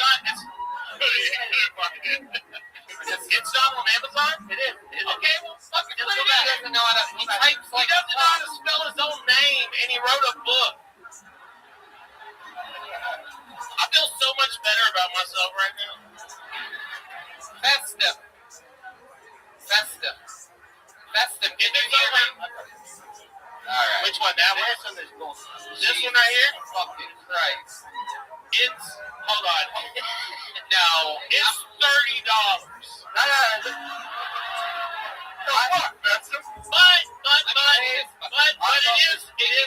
it's for, I'm not gonna let you buy a $30 book on my ball. We're gonna look at it right here. Mitch, you All right, fucking idiot. I'm not gonna buy a fucking. I'm gonna buy the one on Kindle because it's only $4. And the secret frequency of love. This is you. Wait, you haven't walked in 3 months. Hold on, Mitch. I have like 80 questions for this guy now. Hold on a second. There are 2 books. One is for adults. That's Lost in American Dream. And that one is for children. So Wait, when I publish this, the frequency of love is for children? So, How are you so much funnier right now than you were the 11 minutes before this? maybe add some drinks. You're like a this the one wacky for kid. pedophiles? This is for adults. Oh, wow. Wait, just a Bosnian truck driver writing kids' love books? I'll bet. Frequency of love. If you are under 13, I want to get off at your interstate. Wow. Alright, Festum, you're a wild man, dude. Listen, what are you talking about in there? Hey, you should read the book. I'm not gonna read your fucking book. I bought it. You bought it? But I charged it to my sister's Amazon account. Oh, shit. But I bought the one on Kindle. Alright, Festum, we're gonna move him. Put the mic back in the mic stand. There he goes, his American Kill Tony debut. Whoop. Thank you, guys. Festum QB. Shit, Queen. Alright. It's not easy to do this, people. How many of you remember Rihanna from earlier? Not easy. Not easy to do, even if you speak English. Your next comedian goes by the name of Israel Garcia, everyone. Here we go. Israel Garcia. What up, guys? Hey, my favorite restaurant to go to is the Olive Garden. You know, the only problem I have with the Olive Garden is like, why are they so stingy with the fucking cheese? Like, you can't serve your own cheese at the Olive Garden, you know? They got everything else at the Olive Garden. They got unlimited salad. They'll stuff your face with that shit. Like, hi guys, welcome to the Olive Garden. You get all the cheese you want at the Olive. But as soon as you ask for some cheese, you're like, oh, it's like still down there, buddy. This guy wants some more cheese. So I get the Olive Garden, sir, okay? It's the Olive Garden cheese, not government cheese, sir. We don't just pass that shit around. And then when they do give you cheese, like, what do? They fuck up this fucking contraption, like from the 18th century. They gotta crank it to get the fucking cheese out. And that sucks because I like a lot of cheese on my food, you know? But I start feeling bad for the 60-pound waitress that can't crank for shit. You know? You're like, I can have some cheese. Like, yeah, sir, don't worry about it. Let me just give you.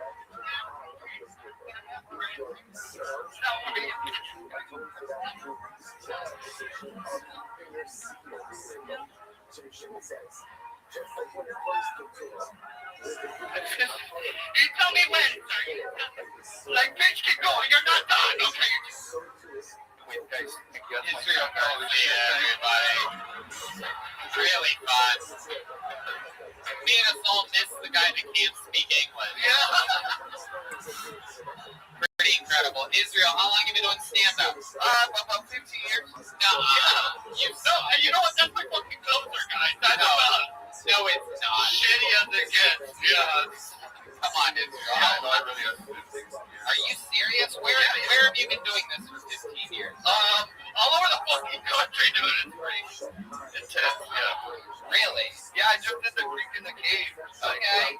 Has anyone ever told you to slow down? Well, yeah, but I only had a minute, so I fucking freaked out. You know, you're like freaking out. There you go. Israel, what's your story? How old are you? 34. 34 years old. What do you do for work?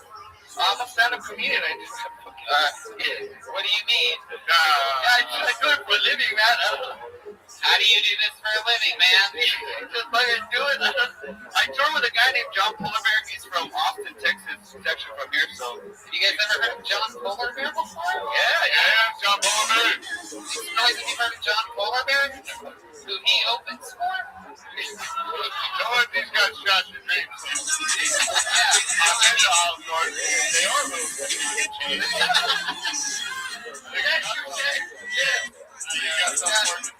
Tony, I can't believe I'm thinking about getting a regular job while this guy's out here just touring the country. I don't know. Well, I'm from El Paso, Texas, so I moved over here. Yeah, so. Okay. So maybe I'm like Mexican, you know, like we gotta give them a job.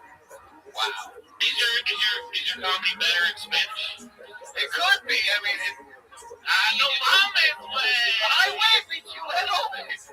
Dude, What the hell? You're like Israel, up here. So you've been doing this, and you make enough money to survive? yeah, pretty good. I'm living in breadsticks, man. What kind of place do you live? How often does John Polarbear, like, or whatever, put you to work? Like, is that We're on tour like all the time? Yeah. How long you been touring with him? Maybe like the last 2 years. Okay. Yeah. That's awesome. You guys go all around America. Yeah. And you do stuff like that. Dude, I have some other material, you know. All right. Yeah, very Israel. And you live here in Austin? Your name? I'm from San Antonio. Wow. Okay.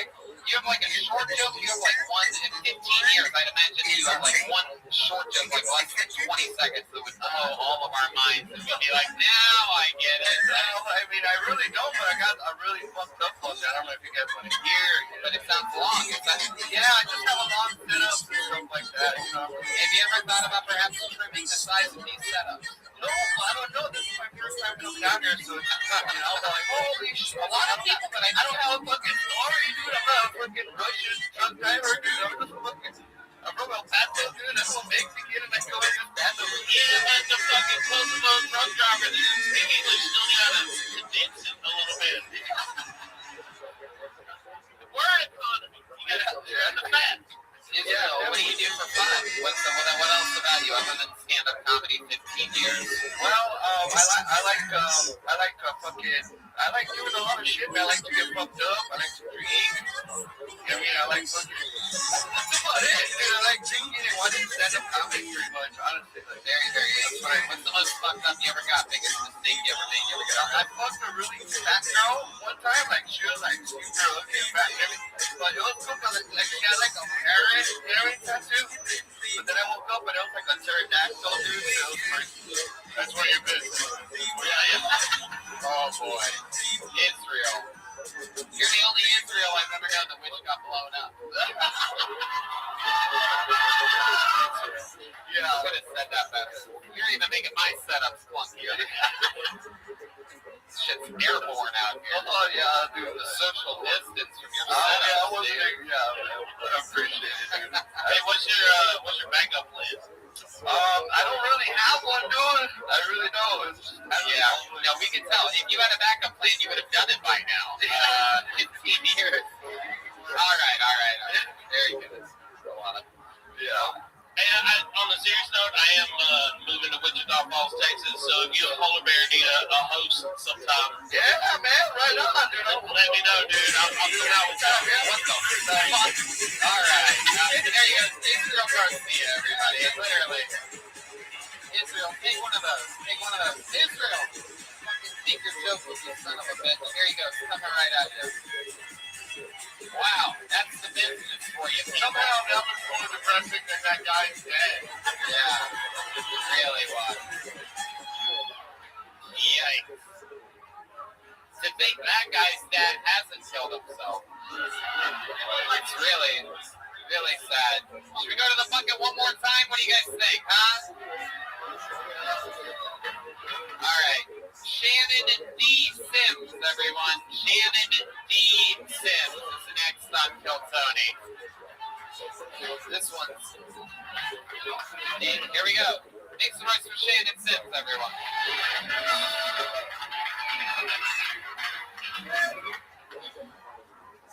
I can't believe y'all let two autistic people in your row. What are the odds? Do you guys have that family member you can't stand anybody? Yeah? Makes you drink anytime they come in the room? Mine's just my 4-year-old. I can't stand that bitch. We get into it at family function. She's like, my favorite color is red. And I'm like, my favorite color is blue. And she's just like, your color is stupid. I'm like, I'll put on subtitles on SpongeBob, bitch. I will end you. Like, turn off the sound. I'm God. But no, last time we had a family function, she was having a little play date. And they were arguing over who's going to be the Red Ranger. And I was like, oh, it's fine. And sadly, she was like mid power up, so she was like, you cannot be the Red Ranger because you are bald. And I don't know if you guys ever been dissed by a bogey 4-year-old, but it hits different. Families laughing and shit, and I was just like, if only we had the money for that abortion. I'm kidding. I told her she was adopted. That's it. That's all I got. Shannon Sims, everyone. Shannon D. Sims. Shannon, welcome to the show. This is your first time joining us, correct? That is true. Absolutely. How long have you been doing stand-up? About 3 years. 3 years. All of it here in Austin? Yes, sir. All right. What do you do for work? I work with children. Jesus Christ. You literally could have said that any other way. It would have been less creepy than how you did it. I work with, how do you say? Children, the finest, the most gorgeous children in the world. A little baby beauty, those beautiful little things. It's too bad there's not a rainbow ranger, you know? I think you could have nailed that one. Yeah, all right. There you go. Thank you. Shannon D. Sims, what do you exactly do with children? I work with special needs kids. Wow, so they're special needs children. That's like twice the trouble. Children and special needs. Yeah. What do you do? Like, you teach them? Like, how does that work? What do you do? For the most part, I just assist them in class. Like, okay. All right. Is there anything special you have to do? You have to, like, tap them on their helmet or something like that? Hey, keep paying attention. I mean, you'd be surprised how often I have. Thank you, Michael Gonzalez, for the sound of tapping on a helmet. I would like to point out that some woman got real wet back there when he was like, I just help them with everything they need. I get it, dude. This guy, he's got a fucking nose ring, earring, helps special needs kids. You can type alerts to that. Terrible comedy, but kind of hot. Probably too hot for comedy. That's why you stick. Do you ever have? I wish I was this influencer. It helps. It helps. I probably would be on tour with this other guy. What is that accent? White. If I look around the room, I have to adjust. No, you sound like Black Panther. He does. T'Challa? Yeah, you sound like T'Challa. We don't all look. I don't even know what the fuck you guys are talking about anymore. Shannon, what's something interesting about your life? Tell us about you. Single, belong to the streets for the most part. What does that mean exactly? I don't believe that. What do you mean by belong to the streets? If they call, I answer violently usually. What do you mean by that? I'm gonna keep saying, what do you mean by that? I feel like it's something. Just, you know, if a girl calls, I'm coming. That's why I'm not going to. Are you a pimp? No. Well, what does if a girl calls them coming? I mean,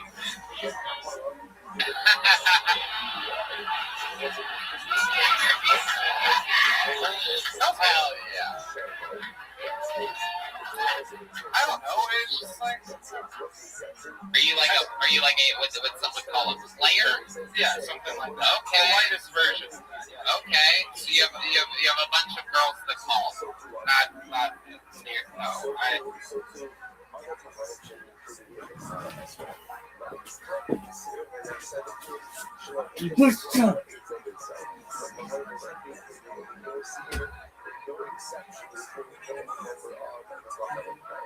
First one, you mentioned the Lord, you like to say, okay, the Lord is out of Grace Hashem, is on the Eva Grace Hashem, the A Hashem, and Grace Hashem. You want another proof to this?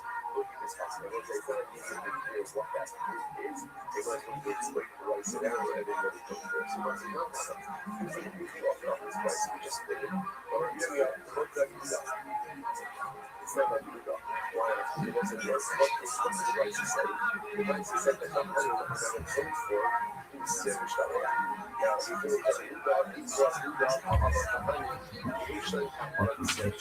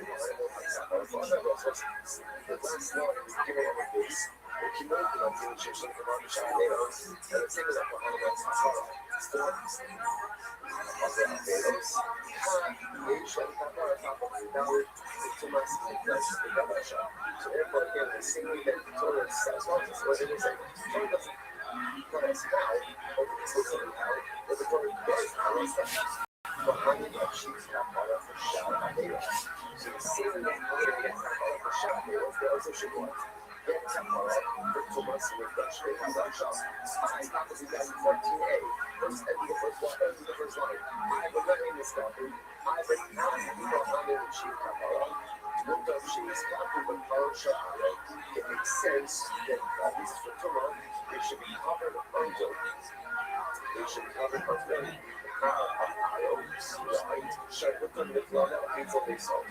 Because how much of they saw, is always accepted, even though again, the total cost of share, right?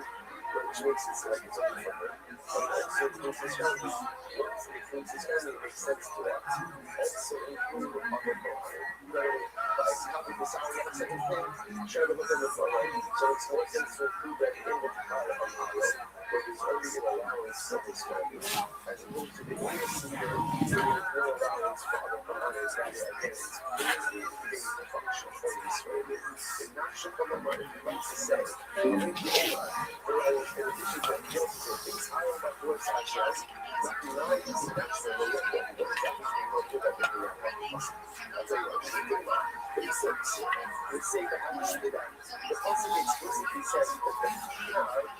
Rückkehrte Magam Checket Shannon mit Rappetivani Afani.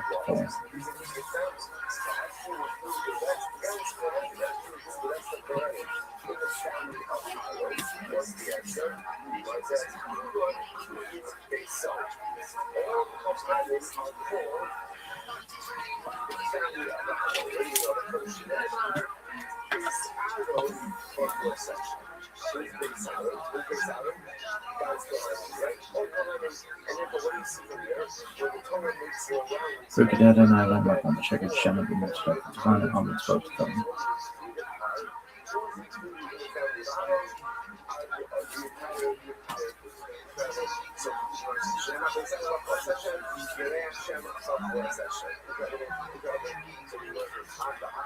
Fruit Shankarot Mahat my bad.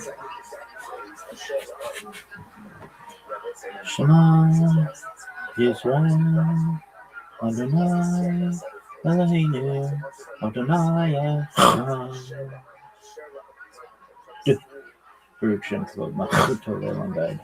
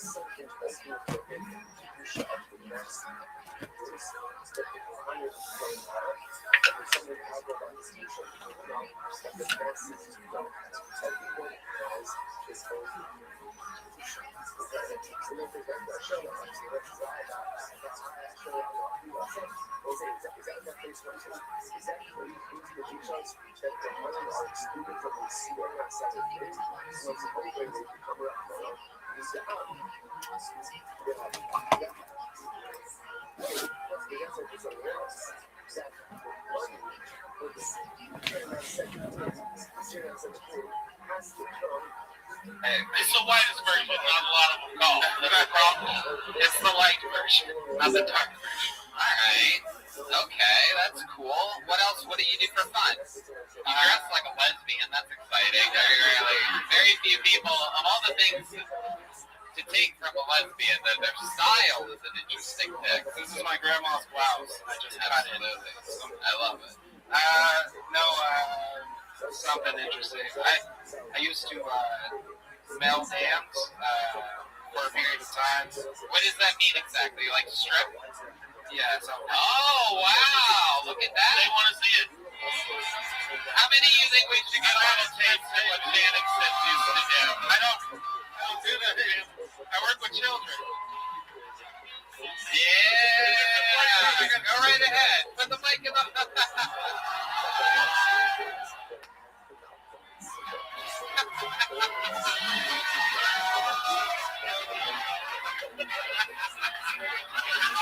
Oh, yeah. Oh, yes. Oh, my God. Incredible eye contact we're seeing here. Whoa. Wow. This shit is going to happen.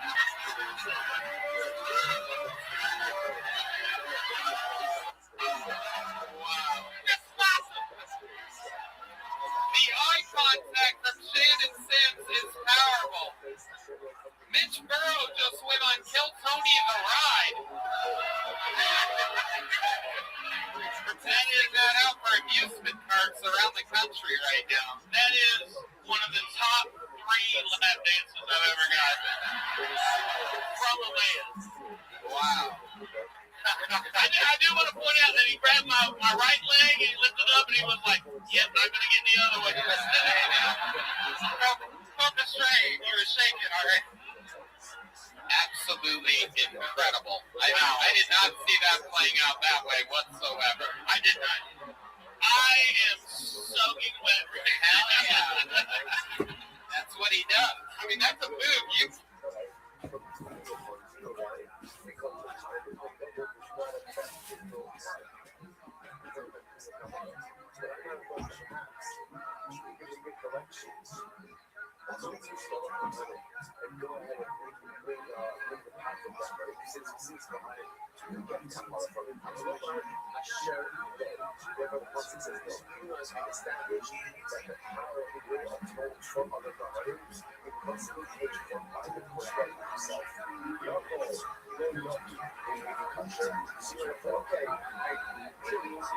should not bring a car that is not paid for by its own.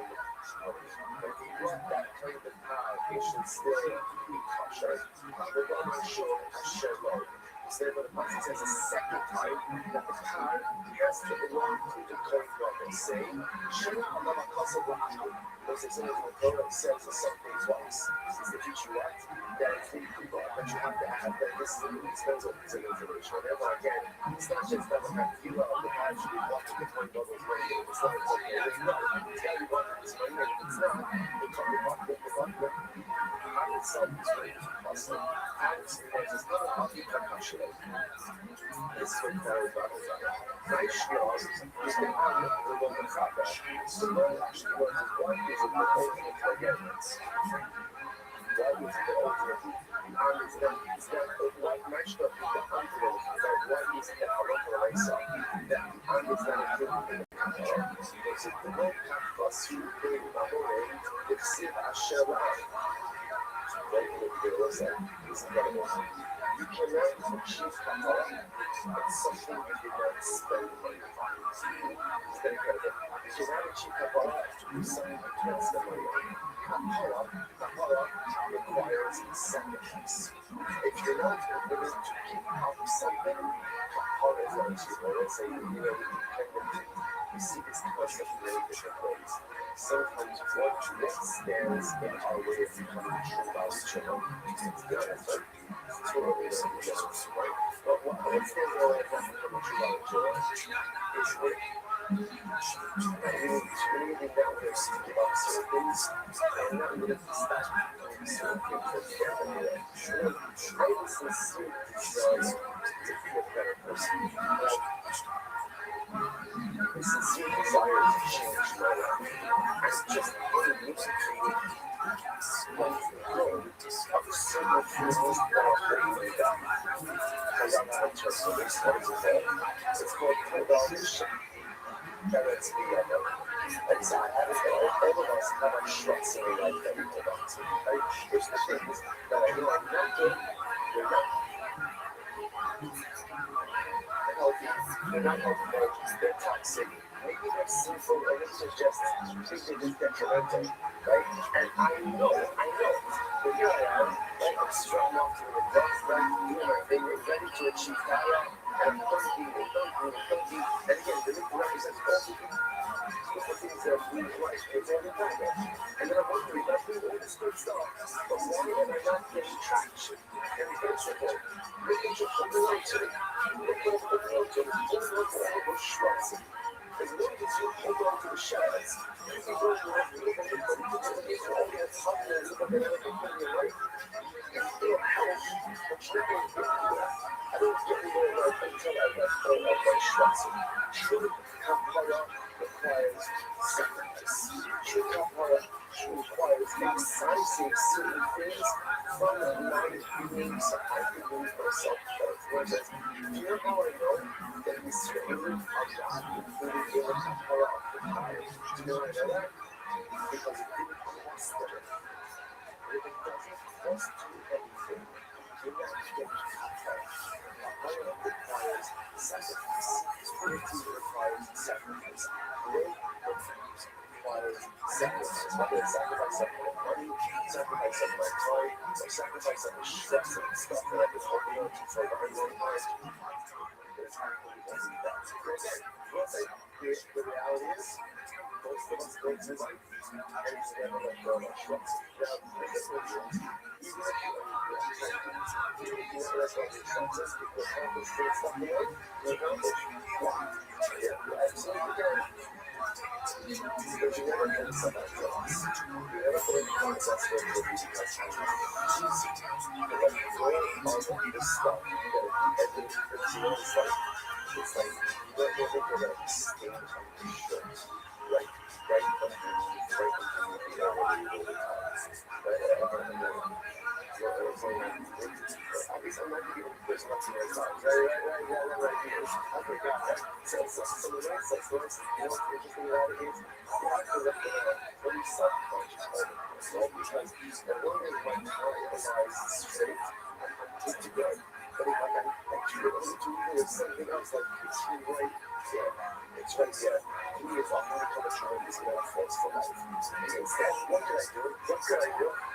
I can change my shirt, right? I can't do it. Look at the loss. Right, I'm going to the Sunday party. You know, I kind of like, you know, we're good. Like, when you go to custom party, that's what it does. Everything is nice. Everything is fine. So that's okay. That's what it is. The time remains perfectly centered. Let's go. Let's go. I would say to somebody's going to form like this, that I'm sure. It's her, like you said, you don't know what it's about. The position of the time. I like it. It's kind of got these stories. Everything's kind of like being so the ways we go through that's like that sort of structure and we just never let go instead of realizing that again I can't accomplish anything for other place and it's fine instead of finding the courage of what we should make the sacrifice. Take the sacrifice. Let's go to sunset. So much at that time I don't think about it. So much to get out of the money. What that has to be about that. Because all the so I go exactly. So that doesn't make any sense. Because if you get to the point that people are hiding, achieve kapara. We'll achieve kapara really hard, and yet if you have to spend anybody on it, so what's going on? We want to make a great believing son. So much that we should make a big sin crazy believing. They got a lot of time, which makes sense. That's why it says again, 2 reasons, right? There's 2 reasons that goes in the rock, you should have out. How can you make it sin outside? So one goes back to the big secret. But how can you make it sin outside the courts? And one goes back to the outer. See, those are the valuable one. She was those are the valuable one. And she was only 4 to 1 to 5. So in other words, it was like, the going one is the architect for everyone. For himself, first, second time, and for God's body said. This will only make sense if the architect of our city, you can understand that the quarterback of Kabbalah should first achieve his own level of Kabbalah. And then the quarterback for everyone else. Because if he's going to go himself with the hard, how is he going to head and if he doesn't have Kabbalah, how is he achieving the Kabbalah? So that's what we have to do for us. So if you want to accomplish this on behalf of other people, first make sure your own house is in order. You want to raise inspired children, make sure that you're an inspired individual. You want to encourage others to be ready with that version of themselves. Make sure you're living your best life. So it's like ultimate thing in that time. So okay, sit down. A ton of information over here. So first of all, how do you possibly and this is number one, in this file of who got and Rabbi Shimmer's specifically what's known as conductors as follows. And what's the point of connection? Rabbi Shimmer, see Rabbi Shtaleh, right? See that symbol of the clip. What's that belief in Israel? That's Rabbi Shimmer's model. Only Israel not calling, but how do we get that heart in the pie? Or is it not that for everyone? That's that is it. Because remember again, when it comes to Torah, everyone is agreeing on it. I'm not afraid of the Torah. So here's our 24 cubic meters here, and God in our 24 cubic meter. The show is welcome this year. So I'll say your names. I'm not sure any long anticipated or long anticipated. Serious Shalach. So I'll say here first of all, I'm says when it comes to Serious Shalach, Rambam writes, Serious Shalach. The Bishop Kabbalah of Kol Yisrael, and Kabbalah of the Slide that Allah Rothschild for Hashem Shnei, the Slide of the Kabbalah of Israel. Serious Shalach, Mechasa, Kol Averos Sheva Toros. The senior goes to have and atones for everything. Everything, all about Averos. You might say, Akalos, Akalos, intense Averos, less Averos, Zodon, Shogeg, Shogeg about it, don't know about it, everything is atoned for Shabbat. There was another that Rambam says, but it atones for everyone. So we ask it at the end of the day, like Rabbi Israel atones for everyone. For Averos. However, that I'm not meditating on very important caveat, roughly for a caveat, Sha'asa Shuvah. So besides, you can't stick to it with them. Right? So let's go back to yesterday's fact. Machlokes Rabbi ended up on it. Right? How does those people work? Remember again, Rabbi said, the essence of the day of God. But it's that even if you don't have it, even if you're better, but you're even if you give itself for you. So that modern says, yes, the bullet points for you, but you need to unlock the important power of the days for what? In Shabbat. But I'm constantly like that. Like I'm not going to specifically break the power of the day of the world, but the power of the day must be unlocked in Shabbat. Now, what it says, you say to yourself, something that seems to burn it's kind of different than the other way around. It's just, to just understand, it's actually works in our favor. This works in our favor. Why does it work in our favor? Because that makes it the next halacha. It's not changing something to shine. It's not going to get kapara. Something to get down. Unfortunately, it really is a push. And now that there is no point for the party which to achieve kapara, in Sham Ela Shuvah, Shuvah Mekaparas Akaros Akaros. So the regular website, as beautiful as it was in Grammy's condition, that I think that the Suno Shalom Mekaparas is the great self-defense. Everyone who has to be that atonement of Allah, really see that. As beautiful as Rabbi's letter is, it's fantastic in the mix of a Darsh story. But it's like she's not standing and what to do. So you need to get there's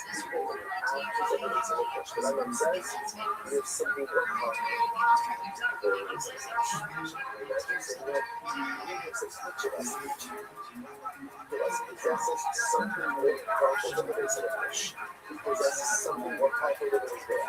He possesses something more powerful than his seeing our eyes ourselves. What is that called? The most powerful force in the entire universe is the power of children. And as I said yesterday, everyone can access that most powerful force in the world any time. As soon as I was up to reading the compound, you don't see that. If we never go to the production, you don't see that. If you want to access the most powerful force in the universe, they use sugar and wine. Each one of us. Kind of like go to that now, but it's not your option. What is the most that? What are those guys that is choice? Go to you gotta hey, it's going to get better. Let's go. You know something about changing habits. What's this now? So you see me. This yesterday is like yesterday. The first mission. So that's too much. And what is before you go to the doctor, you're not. What to look at like something like that. So what's the response? You always have to much that shit up. So again, Pour your beer on Mitch. Like Mitch got really pissed off and just like grabbed you out. Yeah. This is really disrespecting, but I am so hard right now.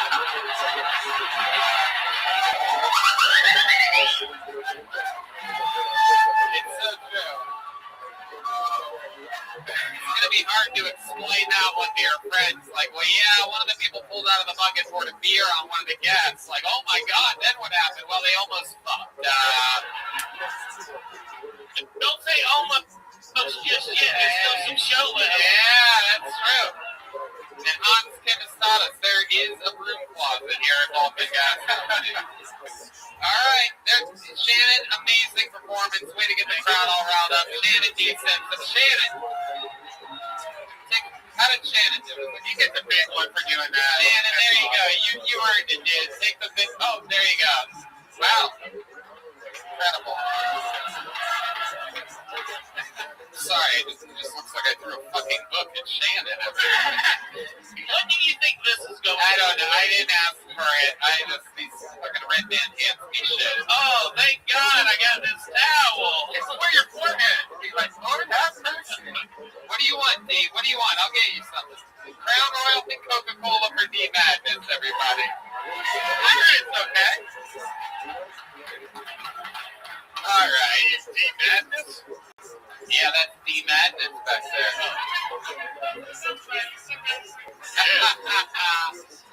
Tortured D Madness.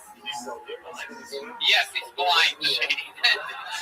Is he blind? Blindness would be a more appropriate.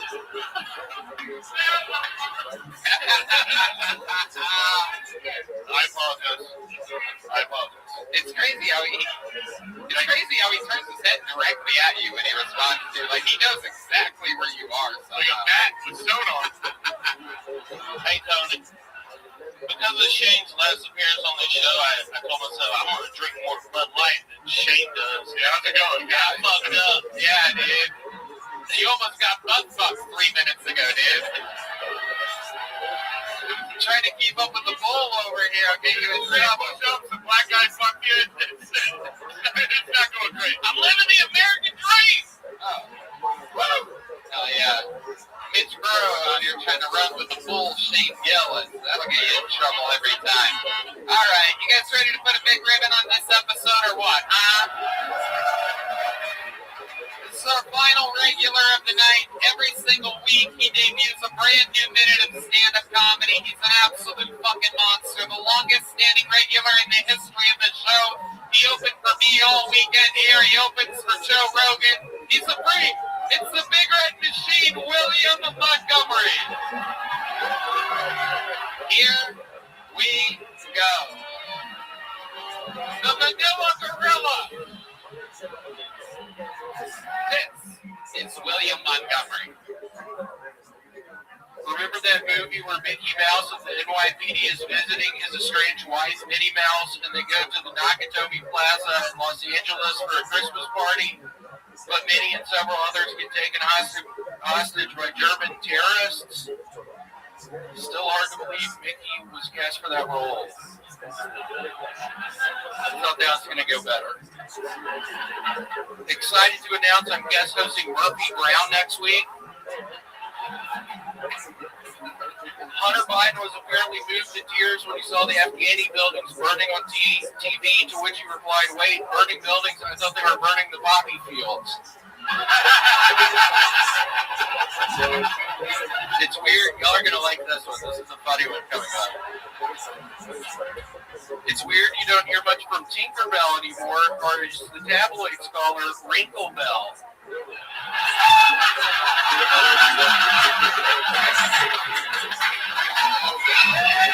Oh, God.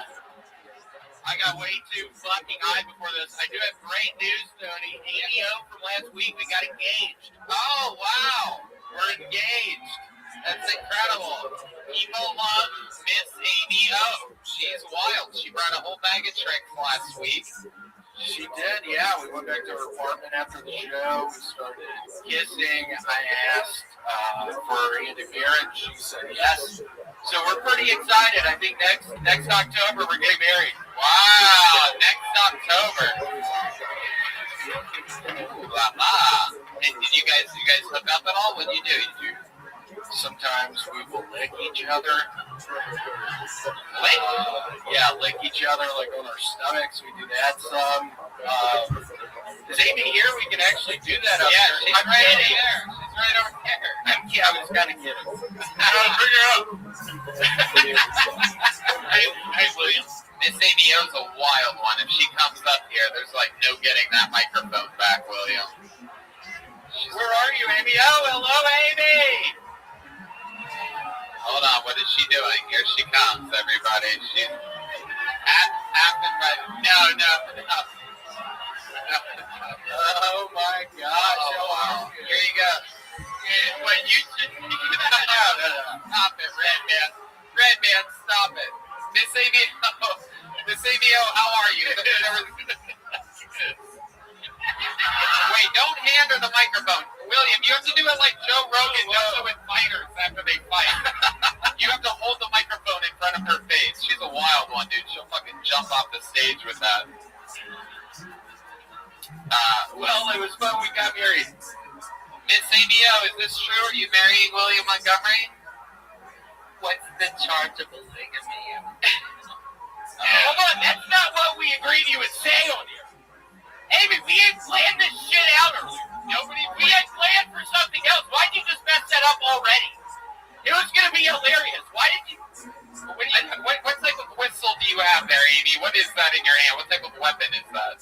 This is an instrument that I used to teach children how to what? How to get hand soap? Now, Miss Amy O, you famously made your Kill Tony debut debut. I believe it was 4 weeks ago. You were on once, and then you were on last week.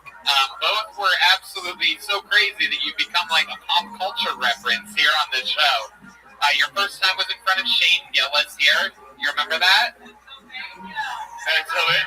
What? She's basically female Donald Trump.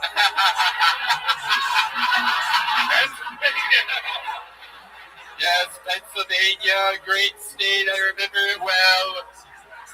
Pennsylvania, I love Pennsylvania. Pennsylvania loves me. Wow. If you view her in that context, it's pretty fun. Yeah. Shane, you're going to have to stop. This may turn into a mistake. She wasn't supposed to come up here and mess with you like that. This seriously has turned into a mistake of some sort. What did you just say about her? Defending his woman. Seriously, what did you just say? I don't know if I heard that correctly. He's very defensive of his woman. I apologize. Okay, thank you. William, you think you're going to, William, have you thought about perhaps, getting her pregnant, making a sweet little baby? She is pregnant. Oh, wow. This is just weird on every level, everybody. With you. How? William's doing what we call taking chances tonight. Hell yeah. Miss Amio, 4 weeks ago on the show, you said that you were sober. Is that correct? Are you sober? No. More or less. We were doing a bunch of blow at her place last night. Seriously, we did a bunch in there. I don't know how she had so much. She had money coming in from somewhere. Seriously, it was a serious bag we were doing last night. Is that true? Oh my God. Miss Amio, is that true? Do you do a lot of cocaine? I like to keep secrets. Oh, you gave me the mic. You're always supposed to go on. We're not doing this. We're not doing this up here. I swear to God, I mean, we already talked about that. Told you. Last week. Yeah, what happened since last week? Security had to check my purse because they thought I had a gun. Right, because you said you had a gun. You said you were going to pull out a gun. They didn't listen. I said I had felony legal guns. I told you not to say that one. That was not a good one. And like most old guns, I'm guessing they don't work anymore. Hell yeah, look at those Winchesters she has, everybody. Those guns we're using, those are muskets, everyone. Tony, you're going to have to stop. Seriously, you're going to have to stop. This was a mistake bringing you up here. This is a horrible mistake. You don't like that I'm making fun of your lady's old guns? Not really. Wow. I love how defensive of her you get.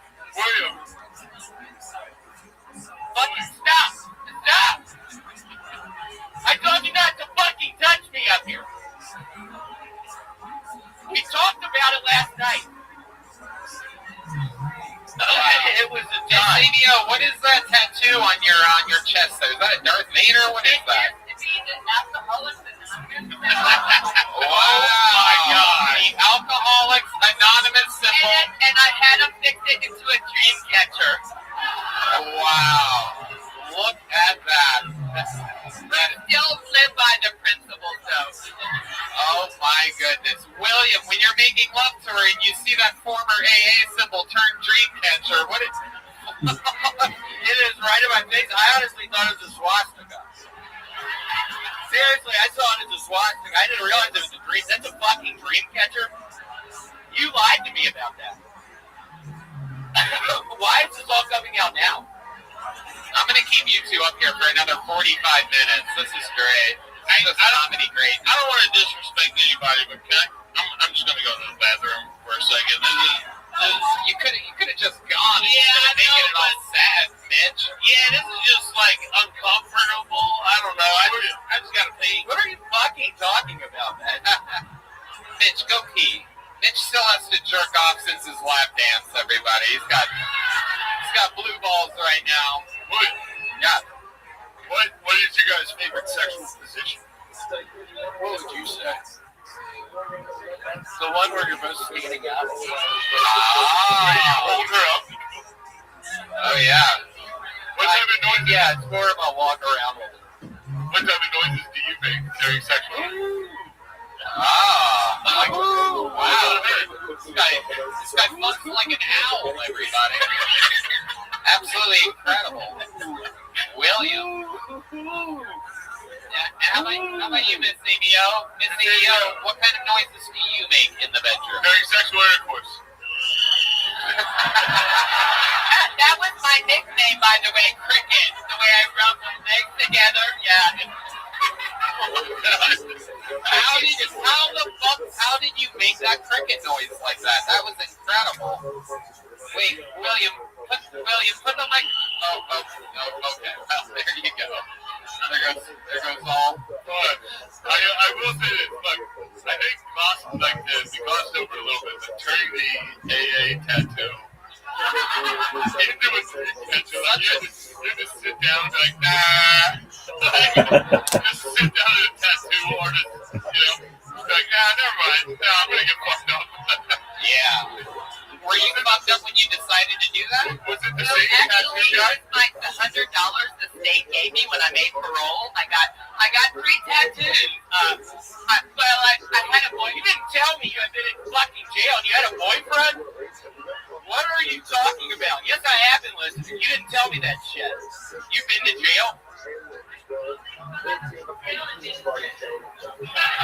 Wow. This is an incredible 2-man show you guys have over there. Were you in jail and in prison for 2 different reasons, or did the jail lead to the prison? Yes, man. Then you pulled chain. You know what? Anyone that chain is in room? That is the result with no. When your number comes up and you get sent to What are you dating to me for, you fucking fat? Yeah. hold on, Shane, you're gonna have to fucking stop. He called you an old man. Whoa. Yeah, what did you call her? Seriously, what did you call her? What the fuck is an old man? No, don't grab anything. William, pull her back a little bit. Shane is just doing a callback to the vampire stuff from earlier. I've been nothing but supportive of you.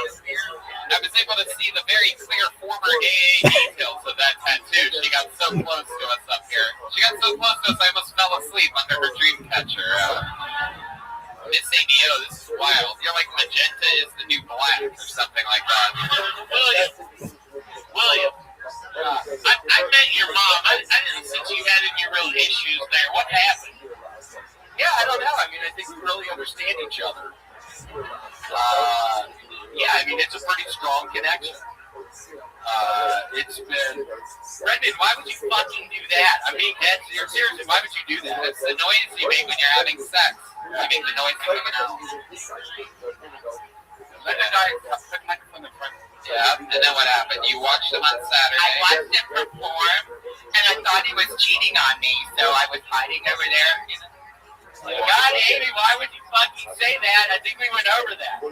Did you hear what happened? That was awkward as shit. Now I'm really rethinking bringing you up here. This has turned into a horrible fucking mistake. I thought it was going to be so funny, and now I'm starting to have regrets. Miss Amio, any parting words that you want to say to this audience here tonight? You didn't get on stage tonight. You're trying to take the microphone. I'm not trying to take anything but my fucking hard-earned goddamn moment on the stage. Yeah, Shane has a question. Miss ABO, what are your thoughts on the Black Lives Matter movement? I'd like you to Shane, I have experience. I brought 2 black men onto this earth. What the fuck does that mean? Why am I just hearing that right now? Seriously, what does that mean? Oh my God. What the fuck does that mean? They're gonna watch this. Is that a threat? William, is that a fucking threat? Seriously, what's going on? I think technically the math gives me showing about 1 black man onto this earth. So. William, you didn't know that she has black children? She had never told me that. I specifically asked, do you have black children? And she said, fucking no. Wow. I specifically fucking asked you that. She said, no, they're white, don't worry. And I was like, what? That sounds kind of weird. Well, how do you feel moving forward? It seems like there's a real spark in your eyes. When you look at her and you look back at us, it seems like, oh my God, look at that. Yeah, it's your dream girl, a transgender Tino Ortiz over here. Tony, that was too much. That was kind of mean. Amy, why is he doing it? Look at the piercing. That's a little too much. That's right. Absolutely. Tell him, all right, well, so nice. There they go. He's going to see her later, everybody. No, she's gonna kill you. There you go. You know, I apologize. I feel like that turned into a horrible fucking mistake. I apologize for bringing her up. No, that was very, very interesting, without a doubt. You should probably start drinking again, William. What the fuck does that mean? I should start drinking again. You should probably get back on the raisin bread, though. It seems like your life was a little bit better when you were addicted to raisin bread. It was a lot better. I was eating it every fucking day. I didn't eat a piece of raisin bread in a week. After the sponsorship, William's gonna get his raisin bread tattoo turned into a Miss ABO. All right, William. So much fun as always. Another brand new minute. Thank you so much, guys. We did it again. That's another episode of Kill Tony. I'm gonna hand for my. There you go. I'm going to hand for my friend William Montgomery, everybody. You guys, I'm going to hand for my guests, Shane Gillis and Mitch Burrow, everyone. Check out Shane Gillis' new special on YouTube entitled Live in Austin. And check out Mitch.